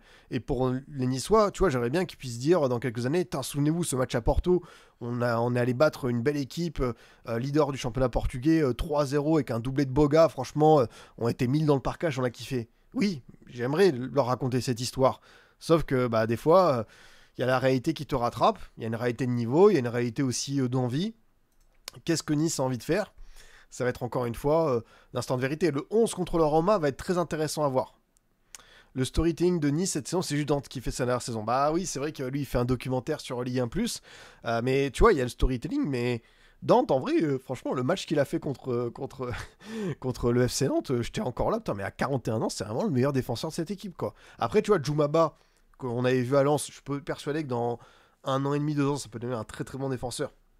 Fiable et régulier. Pepra Opong, va falloir quand même apprendre un peu mieux à gérer certaines situations de profondeur parce que des fois c'est pas évident. Bah, voilà, les supporters rennais se rappellent de l'épopée en Europa League. Exactement, alors c'est qu'une épopée en Europa League, mais tu as ce match que tu vas gagner héroïque au Betis Séville, tu bats Arsenal également sur un beau score, donc pour ce genre d'équipe, oui, exister en Coupe d'Europe et même en Europa League, c'est essentiel parce que bah, derrière, ça t'apporte un peu de fierté. Après, là, le tirage au sort, franchement, ils n'ont pas eu de bol. Faut le dire aussi, au bout d'un moment, ils auraient pu tomber sur le tirage au sort de l'OL ou du LOSC. Là, pour le coup, vraiment, ils passent à la moulinette, hein, parce que la Roma, Fener, Celta, Fribourg, Braga, Porto, oh là là, vraiment, eux, ils ont pris bien cher. Donc, à voir pour Nice, ce que ça va donner lors de cet enchaînement un petit peu infernal. C'est Francaise, hein. Francaise, au moins, tu vois, t'as un motif de stabilité, la prolonger dans le club. Mais là, pour le coup, pour moi, c'est le plus gros défi de sa carrière. Je sais pas, parce que faire deuxième avec Lens, c'était quand même un beau défi sur le papier. Mais là, pour le coup, on connaît le contexte à l'avance. Gros calendrier, équipe incertaine. Là, il va devoir un petit peu être très très malin. Ça, c'est clair, quoi. Du coup, prochain match, et pas des moindres, se lance Lille. Autre derby, autre match chaud, autre match qui a été, je vais pas dire un drôle de scénario, mais qui aurait pu tourner en faveur du LOSC, avec bien sûr certaines situations de 1 contre 1, de ratés, qui n'ont pas été propices aux Lillois. J'oublie pas que, je peux le dire, bon, on peut évacuer le souci, le discours de l'arbitrage. Lens ne démérite pas sa victoire. Mais c'est vrai que tu as certaines situations d'arbitrage où tu dis que la pièce n'est pas tombée en faveur des Lillois. Et tu as la situation où tu as la frappe de Correa qui est déviée de la main par Aguilar, ça n'a pas été revu. t'as la faute sur Sahraoui, potentielle faute, hein, qui perd son crampon, et même si la chute a lieu avant, peut-être que tu vois, ça peut se revoir. À chaque fois, en fait, Vatelier, c'est un coach qui laisse jouer, enfin, c'est un arbitre qui laisse jouer, et pour le coup, il a été dans sa ligne directrice. Donc, je peux comprendre que les Lillois soient un petit peu, tu vois, sur le coup défaitiste, mais t'as quand même des choses à redire sur. C'est vrai, quelqu'un le dit, le LOSC sans son patron Alexandro. Oui, tu te rends compte qu'Alexandro, c'est pas un hasard s'il est international brésilien et c'est un des joueurs qui a le plus progressé en Ligue 1, que c'est lui vraiment le numéro 1 de cette défense. On le savait à l'avance.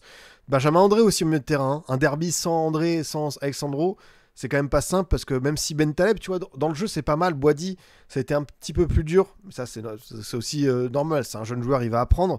Mais c'est vrai que sans Benjamin André, pour, ouais, comme tu dis, le fameux impact, ça peut manquer. Après, c'est comme d'hab, hein. Le match avec la frappe de Correa et surtout le raté derrière d'Haraldsson, s'il marque Haraldsson à 1-0, je sais pas comment le match peut tourner parce que Lens est obligé un peu plus d'attaquer. Lille peut se blinder, peut sortir en contre. Mais quoi qu'il arrive, c'est vrai que c'était une belle victoire pour Pierre Sage, pour Lens et pour Leka. Parce que je vais commencer à le dire. Leka, franchement, il fait pour un premier mercato, il a fait un très bon. Non, mais se réfugier derrière l'arbitrage, c'est petit pour Lille. Les joueurs n'ont pas montré grand-chose. Je pense qu'on est tous unanimes pour dire que Lens mérite sa victoire et que Lille n'a pas été à la hauteur, notamment défensivement. Mais je dis juste que c'est vrai que tu as 2-3 situations où ça tombe pas en faveur du LOSC, ou que c'est des interprétations, ça peut être revu, ça peut être, tu vois, en leur faveur. Je pense qu'il faut juste le préciser, parce que c'est un fait, c'est un constat. Après, je pense qu'on le dit tous, hein, Lens mérite sa victoire, Lens a été très très bon. Leka, je voulais revenir là-dessus, a fait quand même un mercato pour une première à ce poste, à ce niveau de responsabilité, qui est pas mal. J'aime énormément Romain Risser derrière, franchement, en termes de gardien. C'est un pari de prendre un jeune gardien. C'est pas simple, hein. On sait que à cet âge-là, tu fais 1-2 erreurs, des fois ça peut te plomber et tu peux ne pas réussir à la récupérer. Mais là, il y a eu un choix fort de récupérer ce gardien qui était au Red Star l'an passé, qui est un gardien qui est souvent appelé en équipe de France espoir, et de lui confier les clés du camion numéro 1. Ça, par contre, c'est très très fort. Et pour le coup, je trouve qu'il y a des sorties, il y a du jeu au pied et des intentions. Et je me dis, ok, après, c'est Leka, ancien gardien de but, il y a un feeling. Et il y a aussi sur le banc Régis Gürtner. Régis Gürtner, ça va peut-être certains l'apprennent, hein, mais qui est toujours, en activité. Et tu vois, pour l'encadrer, je trouve que c'est vraiment pas mal du tout, Romain Risser. Et au-delà de ça, ouais, Sangaré, tu dis c'est un téchou. Bah, Sangaré, je savais que dans certains rapports data, ça ressortait, tu vois, que c'était un milieu de box-to-box très intéressant. Et c'est vrai que Lens, on peut le dire, c'est une équipe qui a un bon ratio sur le mercato. Il y a des équipes qui se trompent souvent. Mais là, pour le coup, j'ai l'impression que Lens a une majorité de bons choix, a du flair. Il y a des joueurs qui ne s'adaptent pas déjà, les Patrick Berg, voire les Agbonifo, tout ça. Mais pour le coup, tu as eu beaucoup de réussite aussi, des joueurs qui se sont imposés. Et c'est vrai que Sangaré, alors qu'on est qu'à sa 3e titularisation, mais ça sent quand même très bon, les amis, hein. En termes de personnalité au milieu de terrain, d'activité, de complémentarité avec Thomasson, parce que ça aussi c'est un choix fort. Sangaré au milieu de terrain, en face t'avais du monde, hein. T'avais des clients, hein. Haraldsson, Boadi, Bentaleb, t'as aussi Muko qui fait une entrée intéressante. Mais franchement, Sangaré être allé chercher à 6 millions d'euros au Rapid Vienne, bah, coup de chapeau, parce qu'on sait que c'est que 6 millions d'euros, mais à l'échelle de Lens, c'est quand même, tu vois, un investissement important. Et là, j'ai l'impression qu'ils ne se sont pas trompés. Et ce que je disais, malheureusement, c'est la vérité avec ce type de joueur. C'est que profites-en, parce que tu sais qu'il va pas durer très longtemps. Et comme tu le dis, Periodista, oui, je reconnais un mec revendu 50 millions d'euros en Première Ligue l'année prochaine. Si tu me dis que Tottenham ou Brighton, ils viennent poser une très très belle somme sur Sangaré à l'été 2026, je te dis oui, parce qu'il y a des qualités qui sortent du lot, qui sautent aux yeux. Et ce Sangaré-là, je pense qu'il peut aller très très loin. Et en attendant que Lens et Pierre Sage en profitent, parce que son équipe, bah, tu vois, elle a été vraiment maligne, elle a joué très très bien les coups. Et ouais, même d'autres recrutements, Mathieu Hudol, 3 millions d'euros, quand tu voyais ses perfs avec Metz en barrage, ce gars-là méritait d'être enfin stabilisé en Ligue 1, et il y a un apport qui est considérable. Flotov qui est impliqué sur plusieurs buts, et ce deuxième, hein, vraiment, bah, là déjà t'étais très apprécié de Bollaert, mais alors là tu marques dans le derby.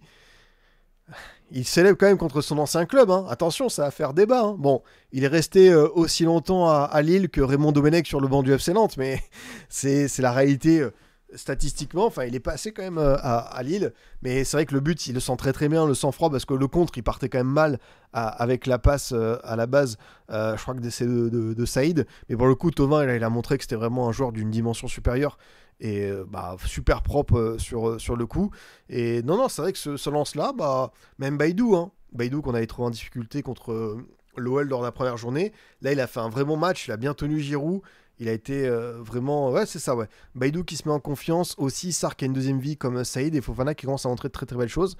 Ah non, franchement, c'est vrai que tu dis que ce lance-là, sans Coupe d'Europe, avec un 11 qui commence à avoir de la tronche, et tu vas pouvoir intégrer de plus en plus des recrues comme Edouard, comme Abdallah Sima, t'as des jeunes qui se montrent, le Fofana qui est buteur dans un derby, c'est quand même beaucoup. T'as Silla aussi, t'as Bermond en réserve. Non, franchement, c'est plus qu'encourageant. Et en plus, tu t'offres un match référence contre une équipe que t'avais pas battue depuis un petit moment, de mémoire. Donc c'est vrai que pour le coup, c'est le samedi soir parfait, quoi. Puis la communion avec le public. Et quand même disait aussi, public de Lens, c'est un derby, mais les applaudissements pour Giroud. Alors, ça ne fera pas plaisir à tout le monde, parce que voilà, est-ce que tu dois applaudir un joueur d'une équipe rivale, blablabla. Mais c'est là où tu dis qu'aussi Giroud, c'est quand même une figure à part. Enfin, c'est quand même beau. Voilà, j'ai trouvé la scène assez, remarquable.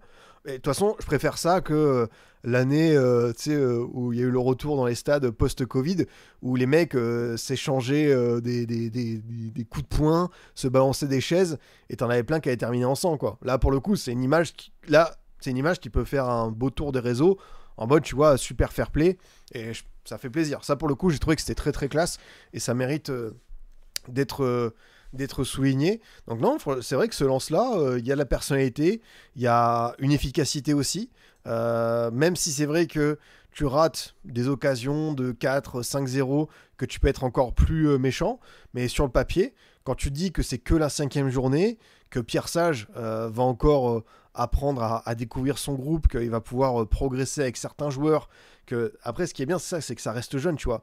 Sangaré, il a 23 ans.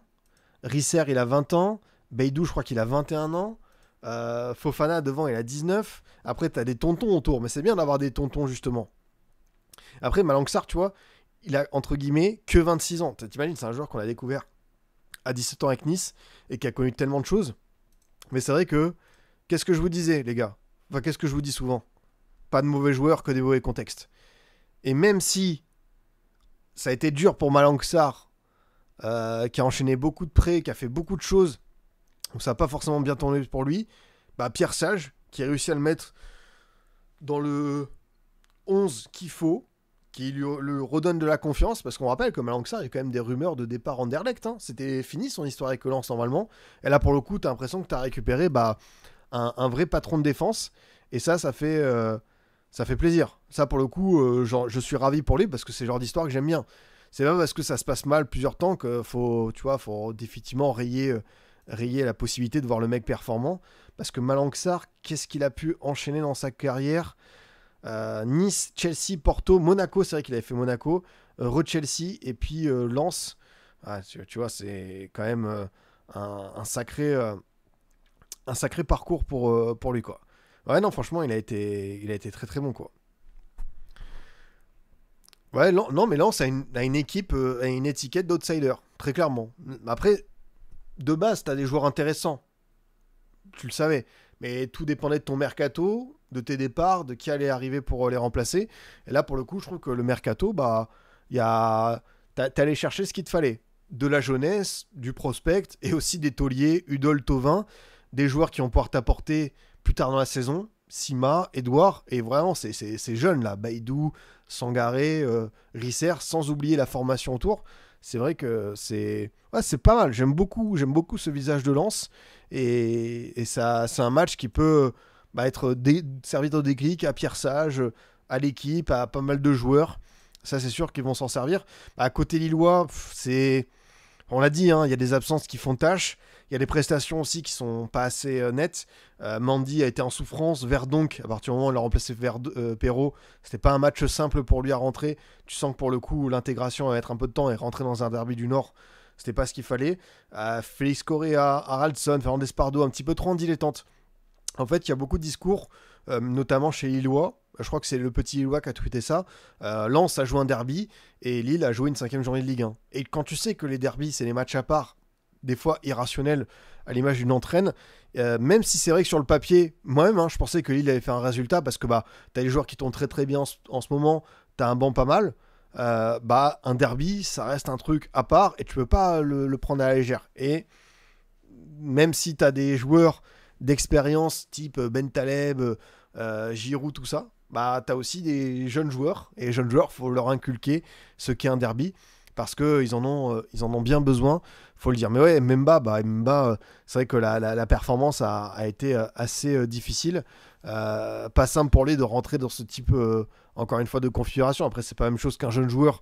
Lui, Mbemba, il connaît les gros matchs, il connaît les trucs à enjeu comme ça. Mais là, c'est peut-être l'aspect physique, tout ça, ça va pas être simple. À un moment, le LOSC va devoir relancer Thiago Santos. Bah ouais, Thiago Santos, je me demande si Genesio va pas le faire entrer sur un contexte plus abordable, type Bran en Europa jeudi. Peut-être que c'est un mood qui correspond mieux à, tu vois, se dire tiens, on va revoir Thiago Santos sur un terrain. Mais oui, Thiago Santos, techniquement, dans son registre de latéral, ça peut aider ce LOSC-là à trouver d'autres certitudes sur le terrain. C'est une claque, c'est une remise en question, c'est la première défaite de la saison, c'est un derby, ça fait jamais plaisir, mais ce LOSC-là, on le reverra dans le haut de tableau, et c'est une équipe qui a changé de cycle, enfin, qui n'a pas changé de cycle, parce que t'as encore des joueurs qui sont là, mais qui a changé pas mal de choses, et il faut encore apprendre pour pas mal d'entre eux, et ouais, c'est une gifle, et voilà, là maintenant, t'as des comptes à rendre, parce que les supporters, je pense qu'ils ont vu que, ouais, en termes d'envie, ça n'y était pas forcément. Le calendrier du LOSC, du coup, LOSC enchaîne Bran en Europa, reçoit Lyon, va à la Roma et termine avant la trêve par la réception du PSG. Autant vous dire qu'on va voir très très vite s'ils ont bien retenu la leçon au niveau de l'envie, des intentions et tout ce que vous voulez. Parce que là, t'as le début de l'Europa et t'as LOSC, PSG plus la Roma au milieu, déplacement à Rome. Là, c'est pas mal. C'est pas mal pour eux pour voir comment ils vont remettre la tête à l'endroit ou non. Et puis Lens, en outsider, on a vu qu'ils allaient à Rennes du coup. Et sinon, tu vas à Auxerre avant la trêve. Ensuite, tu reçois le Paris FC après la trêve. Tu reçois l'OM. Tu vas à Metz. Tu reçois Lorient. Tu vas à Monaco. Et ensuite, nouvelle trêve. En vrai, il y a vraiment un monde par rapport à ce calendrier-là. Ouais, Lens est top 5.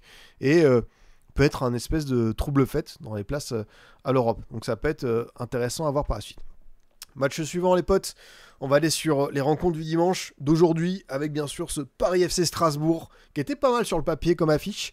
Que retenir de ce Paris FC Strasbourg? Un Strasbourg froid, réaliste, méchant, mais qui fait quand même un 4 sur 5, ce qui est pas mal du tout pour eux. Une équipe qui est difficile à manœuvrer, même si c'est vrai qu'ils ont encaissé 2 buts et que ça faisait un petit moment que ça leur était pas arrivé, bon, depuis le match à Monaco, mais on a pu se rendre compte que bah, tu as quand même un effectif où tu as de la réserve. Ouais, l'entrée des mégas a tout changé. Et Méga, vous le savez, qui a vécu une drôle de semaine, qui a eu beaucoup d'échanges, de communiqués, de discours de la part des supporters, des ultras, de Marc Keller, de Rosseignor, des joueurs. Et Méga, bah, en fait, j'ai envie de dire, Méga, n'hésitez pas à refaire des banderoles, n'hésitez pas à refaire des communiqués au vitriol, parce que Méga, il se nourrit de ça. Et c'est vraiment son entrée. On a vu que lui, et vraiment, il avait des messages à faire passer, on a compris. Entre la course sur le deuxième but, où il dépose son vis-à-vis parisien, et il va servir Gueladoué, et bah, son but à lui, où il coupe très très bien le ballon, deuxième poteau. Bah, franchement, il avait la niaque, il avait l'envie. C'est peut-être ce dont il avait besoin pour se rebooster. Comme vous le savez, il y a un conflit majeur qui s'est ouvert entre certains groupes de supporters à Strasbourg et Marc Keller, Bluco, les joueurs, avec notamment ce qui a mis le feu aux poudres, c'est l'annonce de transfert des mégas à Chelsea, où lui il pose avec le maillot en mode voilà, je suis un nouveau joueur, sauf qu'on est en cours de saison, que c'est ton capitaine, que ça soulève beaucoup de questions. Et Méga, lui, il s'en fout parce que je crois qu'il a mis une story très peu de temps après, en mode, tu sais, il a mis une story avec lui, le maillot strasbourgeois, je sais plus si c'était le hashtag Emegot ou un truc comme ça. Enfin, lui, il a l'air d'être assez Il a l'air d'être. C'est un taquin. C'est un taquin. Disons que lui, il a pas froid aux yeux de se brouiller avec les supporters. Il a fait la célébration. En plus, il a fait une. Ça, c'est assez rare, tu vois. La célébration maillot comme Messi au Bernabeu ou Fekir à Geoffroy Guichard, mais le maillot pointé vers tes supporters. Ça, c'est quelque chose que j'avais rarement vu. Et pour le coup, c'était très bizarre. Alors, j'avais pas toute la réaction du parquage strasbourgeois parce que l'angle de caméra ne filmait pas tout, mais t'avais certains qui applaudissaient et d'autres qui restaient de marbre. Alors d'autres, c'est quand même les mecs, ils ont vu ça et hop, ils ont dit non non mais nous on s'en fout de ce que tu fais. Donc on sent que quand même le conflit va être encore bien ouvert entre les différentes parties. Mais sur le terrain, c'est vrai que quelqu'un disait Paris FC n'a pas mal payé le Paris FC. Oui, et comme je dis que les supporters qui sont restés de marbre, évidemment c'est l'ultra. J'ai dit certains groupes de supporters, certains supporters, on le sait que évidemment il faut préciser à Strasbourg que tout le monde n'est pas contre la multipropriété, beaucoup, tout le monde n'est surtout pas dans cette position très ferme hein, et de vouloir carrément boycotter l'équipe malgré les bons résultats. Et d'ailleurs, c'est ce boycott qui a amené Rosseignor à dire des propos très forts et Marc Keller a organisé une conférence de presse pour mettre les points sur les i. Après, malheureusement, moi je vois pas les ultras, les supporters, ces supporters-là, revenir sur leur position, quoi. Je pense que eux, ils vont aller au bout de la démarche. Quand bien même, c'est vrai que c'est très spécial parce qu'évidemment, t'as un Strasbourg qui gagne, t'as un Strasbourg qui est européen, t'as un Strasbourg qui pourrait pourquoi pas déjouer les pronostics pour aller en Ligue des Champions. Ils ont pas forcément tort. Après, tu vois, ça c'est un gros débat. On l'a eu lundi sur Hors-jeu. Je pense que ceux qui ont regardé l'émission ont vu à quel point c'était monté dans les tours entre Kanto et Bruce. En fait, tout le monde défend ses intérêts. Il y en a qui vont défendre la multipropriété comme Keller, Bluco, parce que voilà, c'est un truc qui marche bien pour eux, qu'économiquement ça leur permet d'être à flot et que Strasbourg est stabilisé en Ligue 1. T'as les Ultras qui eux seront là quoi qu'il arrive après tout ça, qui veulent garder une identité et ne pas être finalement, faut le dire, le faire valoir du Chelsea. Et t'as les joueurs qui eux, forcément, on se disent nous on a envie d'être encouragés parce qu'on fait de belles choses sur le terrain et vous nous boycottez. Et le truc que je me demande, c'est qu'entre ces deux parties, voire trois si on met les joueurs et Bluco de l'autre, mais je pense pas, c'est plutôt deux blocs, c'est que chacun défend ses intérêts. Et pour moi, personne va revenir sur son truc. Est-ce que Mark Keller, finalement, il va dire à Bluco, non, on fait machine arrière et tout, alors que financièrement, tu vois, il se met bien, et surtout, il permet d'avoir un club qui, quand tu vois toutes les difficultés financières de la Ligue 1, va être un des bons élèves. C'est un débat qui est hyper intéressant et épineux en même temps. Mais voilà, la situation est complexe, mais ça se débloquera pas de suite. Moi, j'ai envie de te dire, je sais pas si ça se débloquera un jour, quoi. Parce que les Ultras, tu vois, qui faisaient grève les 15 premières minutes de chaque match, là, avec l'annonce de ce qui s'est passé à Strasbourg, où maintenant on va checker les banderoles, on va beaucoup moins faciliter certains accès au stade, ça peut encore plus envenimer le truc. Donc attention à Strasbourg, mais encore une fois, les résultats, qualifiés en Coupe d'Europe, 4 sur 5, même si c'est vrai que dans le contenu, c'est pas le Strasbourg beau, le Strasbourg intéressant, très intense qu'on a vu sur la deuxième partie de saison, mais c'est un Strasbourg, encore une fois, je dis réaliste. Alors c'est vrai qu'ils encaissent 2 buts, mais sinon, avant de ce relâchement à 2-0, franchement, Penders, dès la première minute, il fait 3 arrêts sur Lesmelou et 2 fois Kebal, qui sont pas mal du tout. T'as Doucouré, Sarr et Doucouré, qu'est-ce que c'est fort, encore une fois, c'est quand même assez bluffant.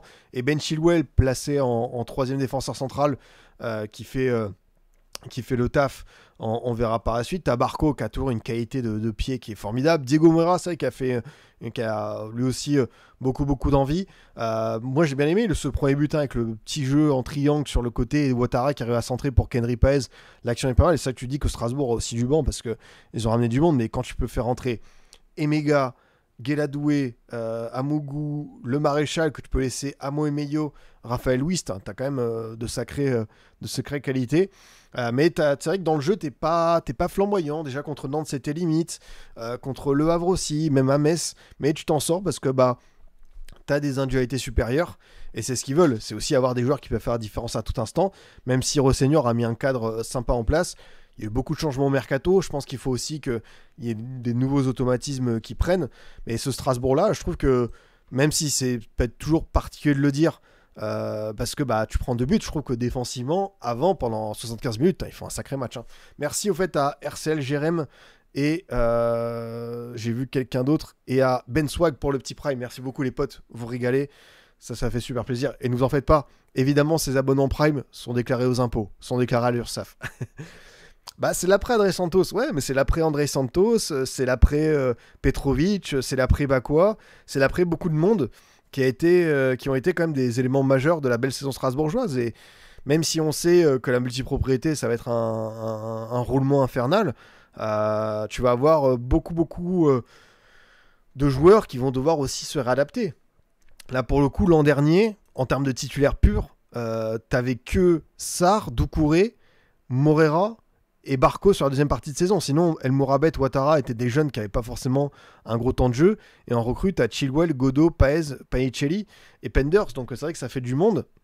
On verra après, forcément, quand il y aura la Conference League. C'est ce qui m'intéresse parce que Rosseignor, il y a des joueurs sur lesquels il y a une espèce de petite colonne vertébrale, tu vois. Avec Sarr, Doucouré, Penders, Barco. Et il y a d'autres joueurs, tu vois, qui testent des trucs. J'ai envie de voir si Rosseignor, il aura son 11 en Pipion League et son 11 en Ligue 1. Parce que c'est vrai qu'il a de quoi faire 2-11. Et ça va être intéressant. Païcelli et Mega, tu y crois la complémentarité? Sur le papier, ça peut. Parce que Païcelli, quelqu'un le disait, c'est un frigo et c'est une armoire. Et franchement, il peut te dévier des bons ballons. Et même si Emega est grand par la taille, Emega, c'est un athlète. Enfin, vraiment, quand il te tape des sprints à l'image du deuxième but, ça peut aller très très vite. Mais pour le coup, si tu arrives à faire tourner Emega autour de lui, ça peut être une belle solution. Mais Païcelli, techniquement, tu sens que c'est un truc qui doit encore se développer. Donc, est-ce que tu prends le risque que finalement, sur ces contrôles, ces fameuses déviations soient pas net et que Emega court dans le vide? Je ne sais pas, mais on voit quand même Rosseignor qui mise beaucoup sur cet attaquant, qui a envie de lui donner du temps de jeu. Et il faudra voir par la suite s'il s'affirme un peu plus. Je pense qu'il a des progrès à faire dans le jeu, d'un point de vue vraiment du déchet et de certains contrôles. Mais il y a du travail. C'est exactement ça. À 16 millions sur Païcelli, oui, après, il y a des joueurs que... ils ont envoyé, ils se sont pas limités là-dessus sur certains versements, quoi. Après, côté Paris FC, c'est dommage parce que t'as un match qui est encourageant dans le jeu.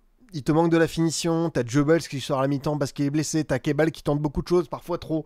Kebal qui est à l'origine de la perte du ballon sur le deuxième but, même si t'as un autre joueur du Paris FC qui fait une faute technique et qui laisse Strasbourgeois partir en contre de manière XXL.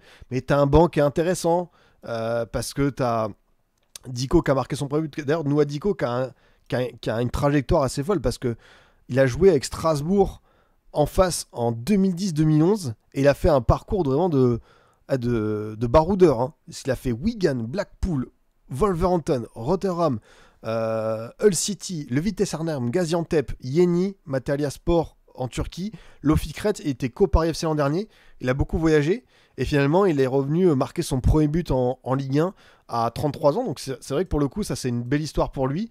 Ça fait plaisir à voir. Et t'as aussi Alimami Gori qui a marqué.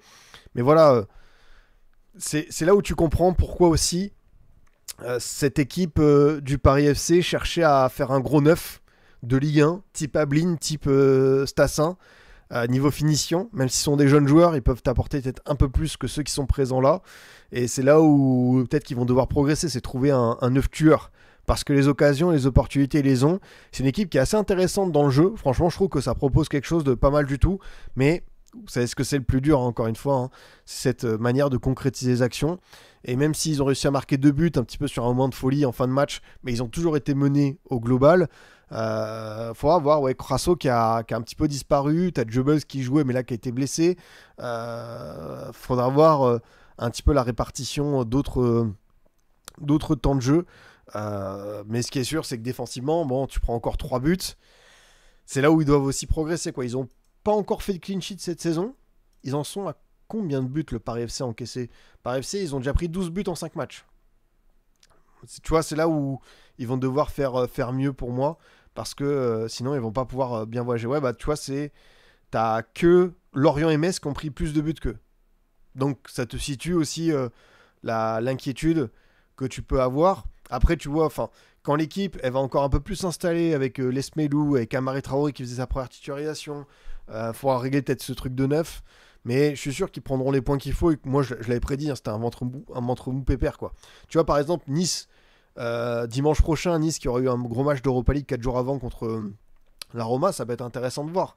Mais ouais, Ils vont enchaîner ensuite Lorient, la Trêve. T'as Lens, Nantes, l'OL, Monaco, Rennes. Costaud les 5 matchs à venir. Hein. Et ensuite, t'as aussi du Lille, du Auxerre, du Le Havre et du Toulouse avant qu'on se quitte à Noël. Donc, c'est sûr qu'ils vont devoir prendre des points et surtout se rassurer défensivement cette équipe, quoi. Salut Skyjoa, merci beaucoup pour l'abonnement, merci beaucoup l'ami du soutien qui évidemment n'échappera pas à certains contrôleurs de l'URSSAF, n'en doutez pas. Pourquoi reprendre un 9 quand tu as mis un billet sur Jubbles et que tu as Crasso? Je pense qu'il y a d'autres secteurs à améliorer. Après, je me dis que Jubbles aurait pu être potentiellement un espèce de remplaçant, voire de mec de luxe sur le côté. Et c'est vrai que tu as aussi la Cannes, tu as Kebal et Simon qui peuvent quitter l'équipe en janvier. Donc un renfort offensif n'aurait pas été trop après. Ce qu'on disait souvent, c'est que le Paris FC est une équipe qui, évidemment, va aller prendre des joueurs supplémentaires cet hiver. Que là, c'est aussi une manière de redécouvrir la Ligue 1 et qui vont encore s'améliorer au fil du temps et que l'amélioration passera aussi par des recrues et faire le tri dans l'effectif qui vient de Ligue 2. Monaco-Metz, les amis, Monaco-Metz, et un succès 5-2 d'un AS Monaco qui est deuxième de Ligue 1, qui en est à 4 victoires et 1 défaite, mais un Monaco qui... C'est une 3e victoire de suite, mais est-ce que c'est un Monaco qui nous rassure pleinement ? C'est toujours la question. Pour ceux qui ont suivi le match, le calendrier de Strasbourg. Désolé, j'ai pas mis le calendrier de Strasbourg pour ceux qui voudraient avoir un aperçu, parce qu'évidemment, vous voulez qu'on parle un peu de pipi en Ligue. Vendredi, du coup, ce fameux match contre l'OM. Ensuite, le premier match européen contre Slovan Bratislava. Ensuite, t'as Angers, t'as la Trêve, t'as le PSG, t'as Jagiona en conférence, t'as l'OL, t'as Auxerre, t'as Rennes, t'as Aachen, t'as Lille. Ah ouais, t'as quand même... Franchement, la séquence qui va s'ouvrir après la trêve, elle est pas mal pour les Strasbourgeois. Elle est costaud. Elle est assez costaud. Du coup, comme je vous disais, ce Monaco-là, qui s'en sort bien, qui a un Ansu Fati qui revient de nulle part, 3 buts en 2 matchs. Je vais pas encore sortir les menottes, parce que ceux qui suivent hors jeu, j'avais dit que parmi mes flops de la saison, je croyais pas forcément au retour de Fati et Pogba, parce que physiquement, j'avais des doutes. Écoutez, on est là pour se tromper. On est là pour faire des prédictions foireuses. Mais ce genre de prédiction, si ça permet surtout à un joueur de me faire démentir et surtout de retrouver de bonnes sensations sur le terrain, tant mieux. Moi, je suis content pour le joueur. Moi, que ma prédiction soit fausse, que j'ai tort, je vais pas dire que je m'en fous, mais des prédictions, je vais en faire dans ma vie. Je vais me tromper plein de fois. J'aurai raison de temps en temps, je flex dessus. Mais la prédiction, si j'ai tort, tant mieux pour Ansu Fati, qui enchaîne bien, qui met 2 buts et qui fait une très très belle... entrée au passage au sein d'une équipe monégasque qui ne nous rassure pas forcément, qui a été à plusieurs visages, qui a concédé le but d'Habib Diallo où ça s'est ouvert dans la défense centrale entre Dyer et Kier. D'ailleurs, Eric Dyer au passage, autant j'avais vu un bon premier match contre Le Havre, autant depuis je trouve que c'est quand même pas simple pour lui. Il y a un petit peu de souffrance même sur le but concédé à Lille où il se fait avoir par Giroud. Attention la défense monégasque, car j'ai pris 4 à Bruges, là c'est 2 contre Metz, mais ça a été vraiment pas évident pour eux, avec Gauthier Hein, et surtout une action, vraiment, on a beaucoup parlé d'arbitrage, mais les amis, la faute que Minamino fait sur le Messin, je crois que c'est Sabali de mémoire, Minamino, qui, je ne lui connais pas d'excès de nervosité, Minamino qui chope le Messin et qui lui fait une prise, une sorte d'hippon. Je suis même pas sûr qu'en judo ce soit réglementaire. Donc vraiment, j'ai été plus qu'étonné de voir Minamino péter un câble quand c'est un penalty évident avec Frappard qui va voir la VAR. Et évidemment, ça fait 2-2. Alors, ça se termine bien pour Monaco, mais quand t'es Minamino, que t'as quasiment 30 ans, que t'es international japonais, que t'as été à Liverpool, que t'as fait plein de choses, que t'es un joueur majeur de Monaco, c'est pas normal de faire ça. Merci beaucoup à Guy Bike pour l'abonnement, qui lance le petit train. Ça fait bien plaisir. Merci beaucoup les amis. Donc un match qui a été inquiétant défensivement avec un Monaco qui a souffert, qui a vraiment eu des situations dangereuses au possible, mais qui finit par avoir... la pièce qui tourne de son bon côté avec t'as quand même, je l'ai dit, Ansu Fati, t'as Eli Kena qui marque son 2e but de suite, qui lui aussi enchaîne bien. Par contre, t'as encore une blessure au milieu avec Hadji Bamba qui sort, qui a été remplacé par Crépin Diatta. Attention Monaco, parce que là, le milieu de terrain, ça commence à être de plus en plus restreint. T'as le petit Koulibaly qui est là, mais t'as Bamba qui est blessé, t'as Zakaria qui est blessé pour 2 mois, t'as Pogba qui est pas encore prêt, t'as Lamine Camara, mais Lamine Camara va pas pouvoir tout enchaîner, et en plus, Lamine Camara, il y aura la CAN en janvier. Je dis pas que ça devient essentiel de prendre un joker, mais pour Monaco, au bout d'un moment, il va falloir se poser la question, parce qu'en Ligue 1, j'ai peur que ce soit trop juste. Alors, c'est ce qu'on a fait souvent, hein, notamment pour l'OL, où on a été allé voir les joueurs, les attaquants qui étaient encore libres. Est-ce qu'au milieu de terrain, à Monaco, il y a un mec là qui pourrait venir dépanner? On rappelle que Joker, c'est aussi pouvoir prendre un milieu de terrain, par exemple, en Ligue 1. Ça allait prendre un joueur dans une équipe qui n'aurait pas beaucoup de temps de jeu. Donc ça pourrait être une possibilité aussi pour cette ASM-là. Faut voir, hein. Mais moi, je pense que la question, elle doit se poser, parce qu'au bout d'un moment, ça va être trop juste avec sur tous les tableaux. Moi, je me dis, ça commençait à devenir un petit peu chaud, quoi. Alors, la liste de tous les miracles. Miralem Pjanic, pourquoi pas, 35 ans. Giacomo Bonaventura, 36 ans. Rafinha, 32 ans. Dele Alli, 29 ans. Alex Oxlade-Chamberlain, 32 ans.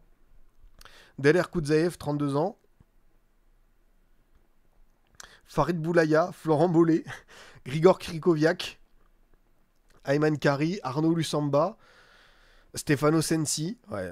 Après, il y a Timo Bakayoko, le retour de l'ancien. Après, le problème, c'est que tu as énormément de mecs qui sont blessés, diminués, quoi. Donc, ça va être chaud, quoi. Koudzaev, l'an dernier, c'était moins fort que sa première saison en Ligue 1. Il était peut-être un peu passé doublure, tu vois. Enfin, pas doublure, mais il était un peu plus sur le banc.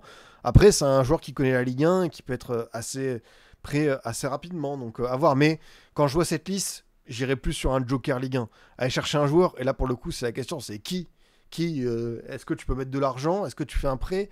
Est-ce que tu prends un mec qui est au placard? Mais ça veut dire que lui aussi, il va devoir se réadapter. Ça va pas être simple, quoi. Apparemment, le Barça a marqué un but dingue, donc je vais aller checker ça entre-temps pour voir si le but de Ferran Torres est vraiment très très propre. Mais ça va être un beau débat, parce que pour moi, en termes de milieu de terrain, tu vas être trop limité, quoi. Parce qu'au bout d'un moment, si tu veux concourir partout, ça va pas être chaud.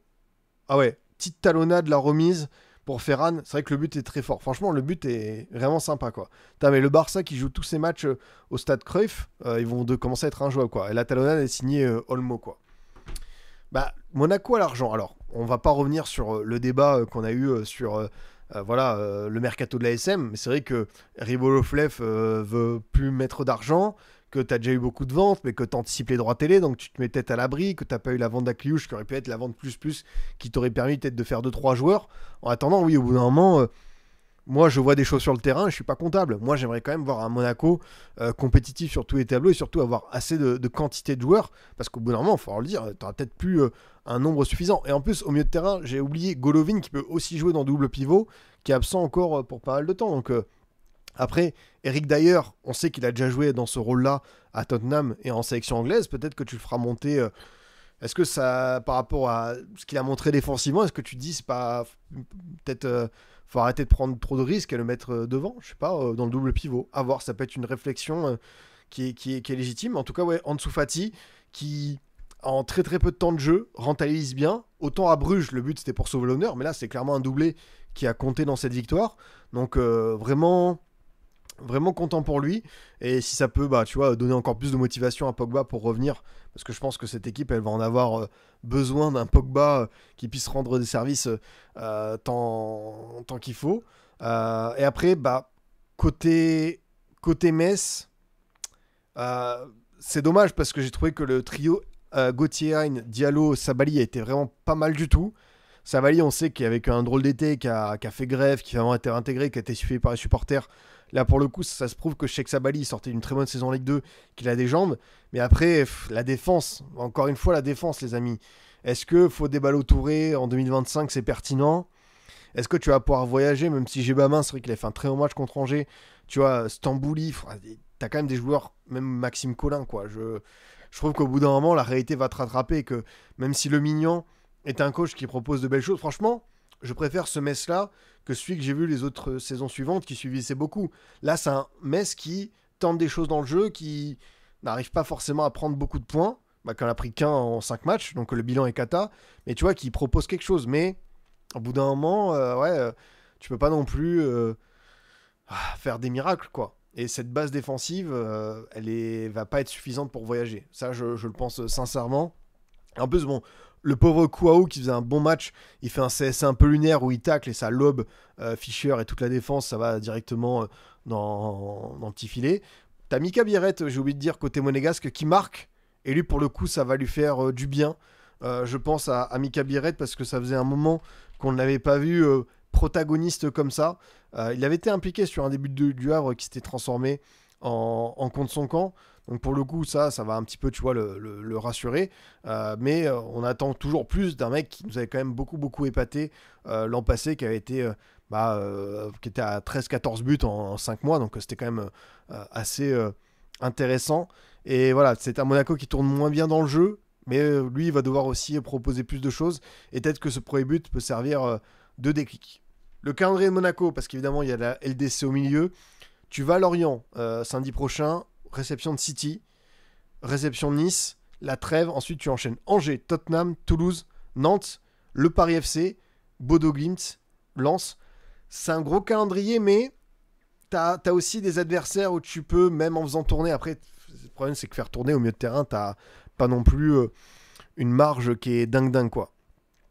Le retour d'en dessous, on le souhaite. Ouais, non, mais là, pour le coup, peut-être dans cet enchaînement-là, tu peux avoir également du Pogba qui réussit à s'intégrer, qui fait ne serait-ce que des rentrées. Ça, pour le coup, c'est ce qu'on doit souhaiter à Pogba. Au moins rejouer 10-15 minutes pour retrouver des sensations. Côté Metz, le match de la peur, dimanche prochain, dans le multi contre le Havre. Ensuite, tu as la réception de l'OM. Tu as la trêve, tu enchaînes Toulouse, Lille, Lens, Nantes et Nice. Mais tu vois, je vois cette équipe comme... ça peut être un petit poil à gratter, mais le problème, c'est que défensivement, ça va être trop juste par moment, quoi. Donc... ils vont devoir quand même faire bien mieux. Pogba devrait reprendre l'entraînement collectif sous peu. Vraiment, c'est ce qu'a dit Hutter à annoncé. Et on verra pour ça. Prochain match, les amis. Justement, quelqu'un l'a dit. Comment ça, le plus beau but du week-end, c'est pas celui-ci. Mais oui, il faut qu'on parle de ce but incroyable réalisé par la GIA avec Dani Mamasso et une combinaison de la surface avec une talonnade assez fantastique. Enfin, une talonnade, une petite passe et vraiment un jeu dans le petit périmètre de la part de la GIA qui a été très bien exécuté et un but qui récompense une prestation solide avec aussi Donovan Léon qui sort le penalty de Franck Magri obtenu d'entrée et cette AGIA là s'en sort bien. Ça n'a pas été simple. Alors arbitrage horrible. C'est vrai que ça a été particulier, encore une fois, on va le répéter sur pas mal de matchs. Alors, le carton rouge d'Opegaard, pour commencer, parce que j'imagine que c'est là qu'on va démarrer les hostilités.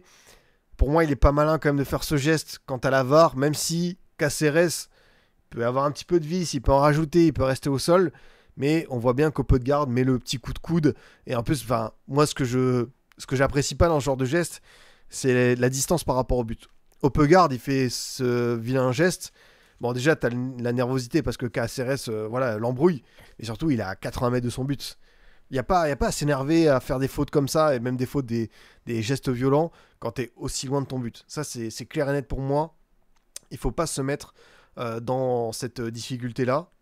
Ce qui est bien désormais pour la GIA, c'est qu'il y a d'autres joueurs qui peuvent marquer que Sinayoko, parce que c'était un débloquage. Pour l'instant, il n'y avait que Sinayoko, qui est très bon encore une fois, qui avait marqué en Ligue 1 pour cette équipe. Et tu as finalement Namasso, attaquant camerounais, qui vient de Porto, qui a marqué ce beau premier but. Vraiment une très belle finition, une très belle action collective, le fameux Pellissier Ball qui fait plaisir à voir. J'ai bien aimé, encore une fois, le match de Kevin Danois, de Wusu au milieu de terrain, grosse activité. Eux, pour le coup, c'est vraiment un des doubles pivots qui se connaît le mieux et qui travaille le mieux en Ligue 1, je trouve. Vraiment, c'est fort. Donovan Léon qui sort ce penalty. Alors forcément, il aurait peut-être pu avoir un penalty aussi pour Auxerre parce qu'il y a cette faute sur Sinayoko et je crois que c'est Cresswell qui met le pied. Alors, c'est comme d'hab, quand tu revois le ralenti, tu te demandes si Sinayoko met pas son pied vers Cresswell pour aller chercher le penalty, mais en fait, au bout de 4-5 ralentis, je n'étais pas convaincu. Et en fait, il y en a eu un où je me suis dit, bon, j'ai quand même l'impression que Cresswell le crochette et ça aurait pu donner penalty. Finalement, l'arbitre ne l'a pas ne l'a pas accordé et ça n'a pas été évident pour la GIA parce que bah forcément tu as eu beaucoup de temps, tu as une grosse demi-heure à jouer à 10 contre 11 demi-heure parce que Hoppegaard, ouais 64e minute il prend son rouge, t'as pas eu beaucoup de situations, un tir cadré, 6 tirs en tout, 39% de possession, mais en face t'as une équipe de Toulousaine qui malheureusement, c'est ce qu'on peut redouter, c'est que quand t'as Paquebot qui est dans un grand soir, quand Magri, je vais le dire, il a la flemme, bah ça joue pas bien. J'ai vu un supporter toulousain lui tomber dessus en termes d'attitude et c'est vrai que le penalty est au global, hein, il y a beaucoup de penalties qui sont pas bien tirés en ce début de saison et pour le coup bah t'as pas le droit. Enfin c'est pas que t'as pas le droit, tu peux rater un penalty mais dans la manière de le tirer, si t'es trop détendu relâché, il faut assumer. Il faut assumer en mode oh là là, je vais vous faire une finition, vous avez jamais vu ça les gars. Bah t'inquiète pas que la finition de Magri, on l'attend encore sur ce coup-là. Et finalement, c'est un Toulouse qui n'a pas su faire la différence. Tu avais pourtant ce penalty d'entrée. Et je pense qu'évidemment, 1-0 sur cet AJA-là. Là, pour le coup, tu vois, ils ont mis le but avant la mi-temps. Splendide finition de Namasso. Ouais, Kevin Danois à Lille ou Lyon, ouais, c'est vrai. Bah, j'ai peur que Danois, malheureusement, termine hors du championnat de France parce qu'il y aura un beau prix qui sera demandé par la GIA. Et je suis pas sûr qu'il y ait beaucoup d'équipes en Ligue 1 qui puissent mettre le prix, notamment celle que tu as citée. Après, tu vois, si on sait jamais, hein, si l'Olympique de Marseille, si Monaco, tu vois, si Monaco, tu vois, ils avaient un Kevin Danois là au milieu de terrain. Alors évidemment, ce serait une grosse découverte pour lui avec des champions, mais je pense qu'il leur rendrait beaucoup de services. Mais oui, Bundesliga, bah oui, Kevin Danois, évidemment, désolé de vous le dire, hein, mais là j'ai le transfert au 8 juin à Francfort qui est dans la tête, quoi. Mais s'il peut terminer en Ligue 1, ouais, on a refusé 12 millions cet été. Bah, en vrai, je comprends la position du dirigeant au Serbois parce que ça peut être le double. Ça peut être le double dans un an. Et un joueur ouais, qui est vraiment en train de devenir un élément majeur. Il était déjà un super joueur de la GL l'an dernier, mais là, c'est encore mieux. Donc, on va voir comment ça peut un petit peu évoluer pour lui. Mais ouais, ça fait plaisir de voir qu'il est vraiment bien revenu de sa blessure parce que la deuxième partie de saison avait été un petit peu parasité par ça. C'est le pire AGA. C'était le pire AGA qu'on a vu depuis le début de saison, Imo. Ouais, c'est vrai que la JOCR, j'ai vu faire de meilleurs matchs. Là, c'était un petit peu emprunté. Même, tu vois, Mara n'a pas forcément pesé sur le fond de l'attaque. Sinayoko a eu moins de fulgurance. Mais tout le monde a bien travaillé. Donc, ouais, c'est quand même un match qui est encourageant, encore une fois, dans l'aspect défensif. Et puis Donovan Léon, quoi. Donovan Léon, bah, on va se répéter, mais t'as ce penalty, t'as un gardien qui, en termes de belles surprises et de transformation, ouais, c'est une des plus belles évolutions que j'ai vues en Ligue 1. Parce que lui, quand il est arrivé, ça a été difficile. Il était dans cette équipe de la GIA en 2022-2023 qui encaissait beaucoup de buts. C'était pas simple. Et là, franchement, je sais pas ce qui s'est passé. Il y a une prise de conscience. Waouh, franchement, je trouve que c'est un joueur qui a énormément progressé, qui est devenu un patron, un des meilleurs gardiens, tout simplement, de ce championnat. Et même sur les pénaltys, ça commence à faire pas mal d'arrêts où tu dis ah, il était fort, quoi. Bah, il jouait pas en 2022, c'est vrai que c'était Costil, mais j'avais souvenir, tu vois, qu'il avait fait 2-3 apparitions hormis Costil où il avait pris quelques buts et que ça n'avait pas été forcément un truc dingue. Ensuite, il y a eu Radou qui est arrivé au mercato hivernal, mais en fait, là où je voulais en venir, c'est que Donovan Léon, même en Ligue 2, des fois, il rassurait pas ses supporters. Et tu vois, 32 ans en plus. Tu vois, le mec, il atteint son meilleur niveau à cet âge-là. C'est beau. Franchement, c'est beau de voir ça, quoi. De voir un Donovan Léon qui se transforme à merveille. Ouais, bon, en Ligue 1, c'est vrai qu'il avait fait que. Bah non, je dis une bêtise. En fait, en Ligue 1, il avait pas pris il avait pas pris des valises. Bah, excusez-moi. Enfin, il a pris 2 buts, quoi, en 2 matchs. Je sais pas pourquoi j'ai souvenir de mémoire que ça avait été difficile pour lui. Mais tant mieux s'il réussit à me faire démentir. Ouais, ça, je m'en souviens de ce fameux match contre le PSG où il avait tout sorti, où il avait été bah, touché par la grâce à ce moment-là, quoi. Et non, franchement, il y a des parcours qui font plaisir. Et celui-ci, encore une fois, de Van Léon, ça a souligné. Gros match de sa part. Gros match. C'est vraiment très très fort. Que dire de plus? Non, un peu déçu forcément de Toulouse et de la finition. Défensivement, derrière, c'est solide. C'est une équipe qui va pas non plus prendre des valises, mais ça a manqué peut-être un petit peu de talent. Et quand je dis talent, c'est que Sigbo, parce que je trouve que c'est vraiment un joueur qui a cette capacité d'emmener ses copains à l'étage supérieur, s'il n'a pas cette flamme sur un match, ça peut être un peu plus difficile. Après, tu vois, il y a des joueurs qu'on va continuer à découvrir, comme Emerson, Santiago Hidalgo, Julian Vignolo, qui n'ont pas joué. Mais c'est quand même un contenu qui est difficile pour le TEF, quoi. Dernier match à voir. Et évidemment, Il faut qu'on parle de ce Le Havre-Lorient. Certains ont parlé d'arbitrage. C'était un drôle de match de la part d'Abdelatif Keradj, avec notamment une situation qui aurait pu être...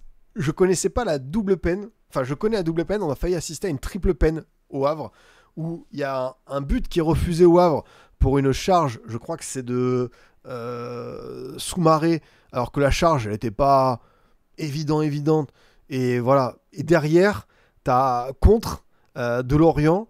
T'as une personne à l'orienter, Sanganté qui fait faute, deuxième carton dans la surface, carton rouge, penalty.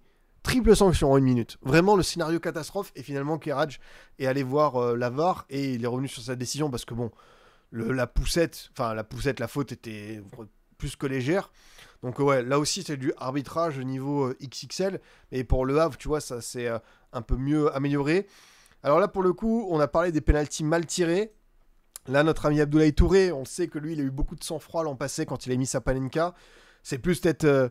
il a tiré très fort sur la barre transversale. Je préfère voir des pénaltys comme ça, tirés, même s'ils sont loupés, que les fameuses prises d'élan, les petits pas qui servent... ou des attitudes nonchalantes. Et là, Abdoulaye Touré, malheureusement, il n'a pas reproduit l'exploit de la Méno.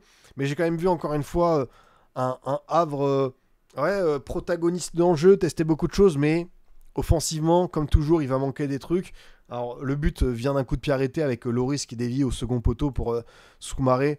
Donc, c'est pas... Ouais, le but aurait dû être accordé pour le Havre. Ouais, moi, en fait, sur la... Comment dire ? Sur la faute, le choc, j'ai plus l'impression que c'est le Lorientais qui vient s'empaler sur le Havrais que le Lorientais qui vient chercher le contact. C'est pour ça que moi, j'étais pas loin de l'accorder le but. Donc peut-être qu'il y a un angle, un truc, ou une intention qu'on n'a pas vue. Mais c'est vrai que cette situation, elle était quand même un petit peu litigieuse. Mais faut voir. Faut voir pour la suite. Côté Lorientais, je trouve que quand même le match était pas si mal compte tenu de ce qu'on a vu derrière sortie d'une équipe qui en avait pris 4 au Vélodrome, qui en avait pris 7 contre le LOSC. Alors oui, c'est que l'attaque du Havre et on sait que c'est une attaque qui a ses limites. Mais j'ai quand même vu, tu vois, un peu plus d'intention. J'aime beaucoup le petit Karim Derman, un joueur que je découvre, qu'on avait déjà vu au Vélodrome faire des choses pas mal du tout. International togolais, seulement 21 ans. Et franchement, lui... un petit dynamiteur que j'aime bien. Kouassi aussi a fait un bon match. C'est vrai qu'il en a sorti des cartons. Hein. Parce que là, t'as 6 Lorientais qui ont pris un carton, 3 Havrais. C'est vrai que ça dégaine pas mal. Non, Soumaré, par contre, lui, pour le coup, il est buteur. Lui, Soumaré, il fait un bon début de match. Hein. Il fait un bon début de saison. Ça, je suis d'accord avec toi. Je te rejoins. Après, en fin de match, les entrants n'ont pas forcément réussi à trop peser côté Havrais. Tu vois, ça a été un peu timide de la part de Namli, de Pizarro, même de Rassoul Ndiaye. Quand il a été titulaire, j'ai trouvé que c'était bien. Donc, je pense que le Havre, c'est le genre de match, s'ils veulent se sauver, parce que contre les grosses équipes, des fois, ça peut être un peu plus limité. Mais ils ont quand même cette envie. On voit un peu plus de jeu au Havre qu'on voyait les autres années. Le bilan comptable, c'est pas toujours ça. Mais je pense qu'ils vont peut-être s'en sortir comme ça, ouais. J'aime beaucoup Doucouré aussi qui a fait mal contre Lens. Ouais, Doucouré, très bon joueur. Doucouré, très belle pioche. Dites-vous que les recrues du Havre, c'est que des mecs libres. Donc forcément, quand t'as 10 mecs libres, tu peux pas avoir que des réussites. Là, pour le coup, bon, c'est vrai que t'as quand même des mecs qui, je trouve, font leur début de saison, quoi. Doucouré, c'est pas mal. Moridio derrière, moi j'aimais beaucoup ce gardien à Clermont. Donc l'avoir en renfort, c'est bien. Ouais, non, franchement, il y a des bonnes choses. Et Lorient, il faudra voir. Lorient, ça enchaîne quoi, juste? Après, Lorient, moi, je les vois quand même dans le dur. Ils reçoivent Monaco, ils vont au Paris FC, ils reçoivent Brest, ils vont à Angers, et après, il y a le PSG. Tu vois, il y a 4 matchs. Tu reçois Monaco, tu reçois Brest, tu vas au Paris FC, tu vas à Angers. C'est pas infaisable pour eux. Mais il faudra voir un petit peu... qu'est-ce que Pantaloni va nous proposer, parce que le début de saison n'est pas forcément de matière à rassurer. Alors des fois il y a des scénarios lunaires comme celui de Lille où t'en prends 7 en une mi-temps, mais là pour le coup t'as de vrais soucis, d'autres où t'es à 10 pendant 80 minutes comme l'OM, de toute façon tu savais que t'allais perdre, enfin t'avais quand même un début de match qui t'indiquait que ça allait être dur. Et pour ce Lorient là, ouais, il faudra voir un petit peu. Makengo, c'est vrai qu'il fait une belle entrée, je suis d'accord avec toi. Du coup, on va se faire le petit 11 de la journée. Alors, bien sûr, je le fais sans les Parisiens, sans les Marseillais, parce que demain, je serai sur hors-jeu, donc je ne pourrai pas vous le faire comme ça en direct, je pourrais mettre que des gardiens de but dans le 11. Hein. Franchement, je pourrais faire ça parce que à chaque fois, il y en a beaucoup qui sont très bons. Je pense qu'il y a des joueurs que je vais mettre dans ce 11. Bah, il y a Donovan Léon qui sort un penalty qui a encore été, ma foi, impressionnant. On va mettre notre petit Stangaré au milieu de terrain que j'ai adoré. On va mettre Del Castillo et Ajorc. Ansu Fati, pour moi, il fait 45 minutes parce qu'il rentre à la mi-temps. Donc 45 minutes, ça compte. On va le mettre dedans. On va mettre bien sûr Ludo Ajorc, le Dzeko de la Réunion, qui a été tout simplement impressionnant. Je vais mettre Seydou parce que ces 45 minutes étaient quand même d'une très grande qualité côté rennais. On va mettre, je pense, Malang Sarr qui a été très costaud avec Lens. Lui qui a vraiment pas été tout le temps dans les bonnes situations. Ouais, Tessman, je pense qu'on peut mettre Tessman à ses côtés, qui lui pour le coup aussi a été buteur et vraiment bon. Thauvin, je pense qu'on peut mettre Flotov. Alors on va mettre un Thauvin côté gauche, mais évidemment c'est pas son rôle principal, mais voilà, vous avez compris l'idée. Qui c'est que je pourrais mettre côté strasbourgeois en défense? Parce que je vous le dis, j'ai bien aimé quand même la prestation de Strasbourg derrière. Même si ça finit avec 2 buts encaissés. Je trouvais que c'était quand même assez intéressant. Faut que... C'est toujours difficile de mettre beaucoup de joueurs. Sarr, je l'ai déjà mis, ouais. Sarr, je l'ai déjà mis. Je peux mettre les deux Sarr. C'est vrai. Sarr, c'est quand même costaud. Doucouré, je sais pas si j'ai préféré Doucouré ou Sarr sur ce match. Parce que Doucouré, il y a eu quand même 2-3... Il y a eu des beaux retours aussi. Doucouré a bien travaillé pour le reste de l'équipe.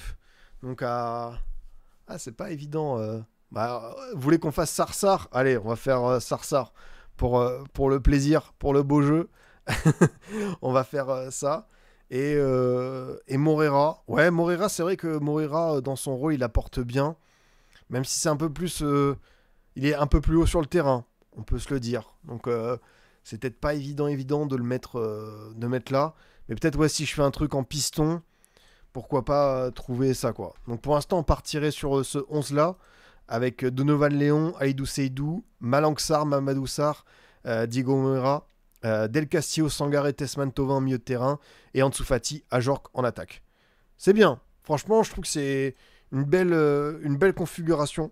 Un beau 11. Prochaine journée, les amis.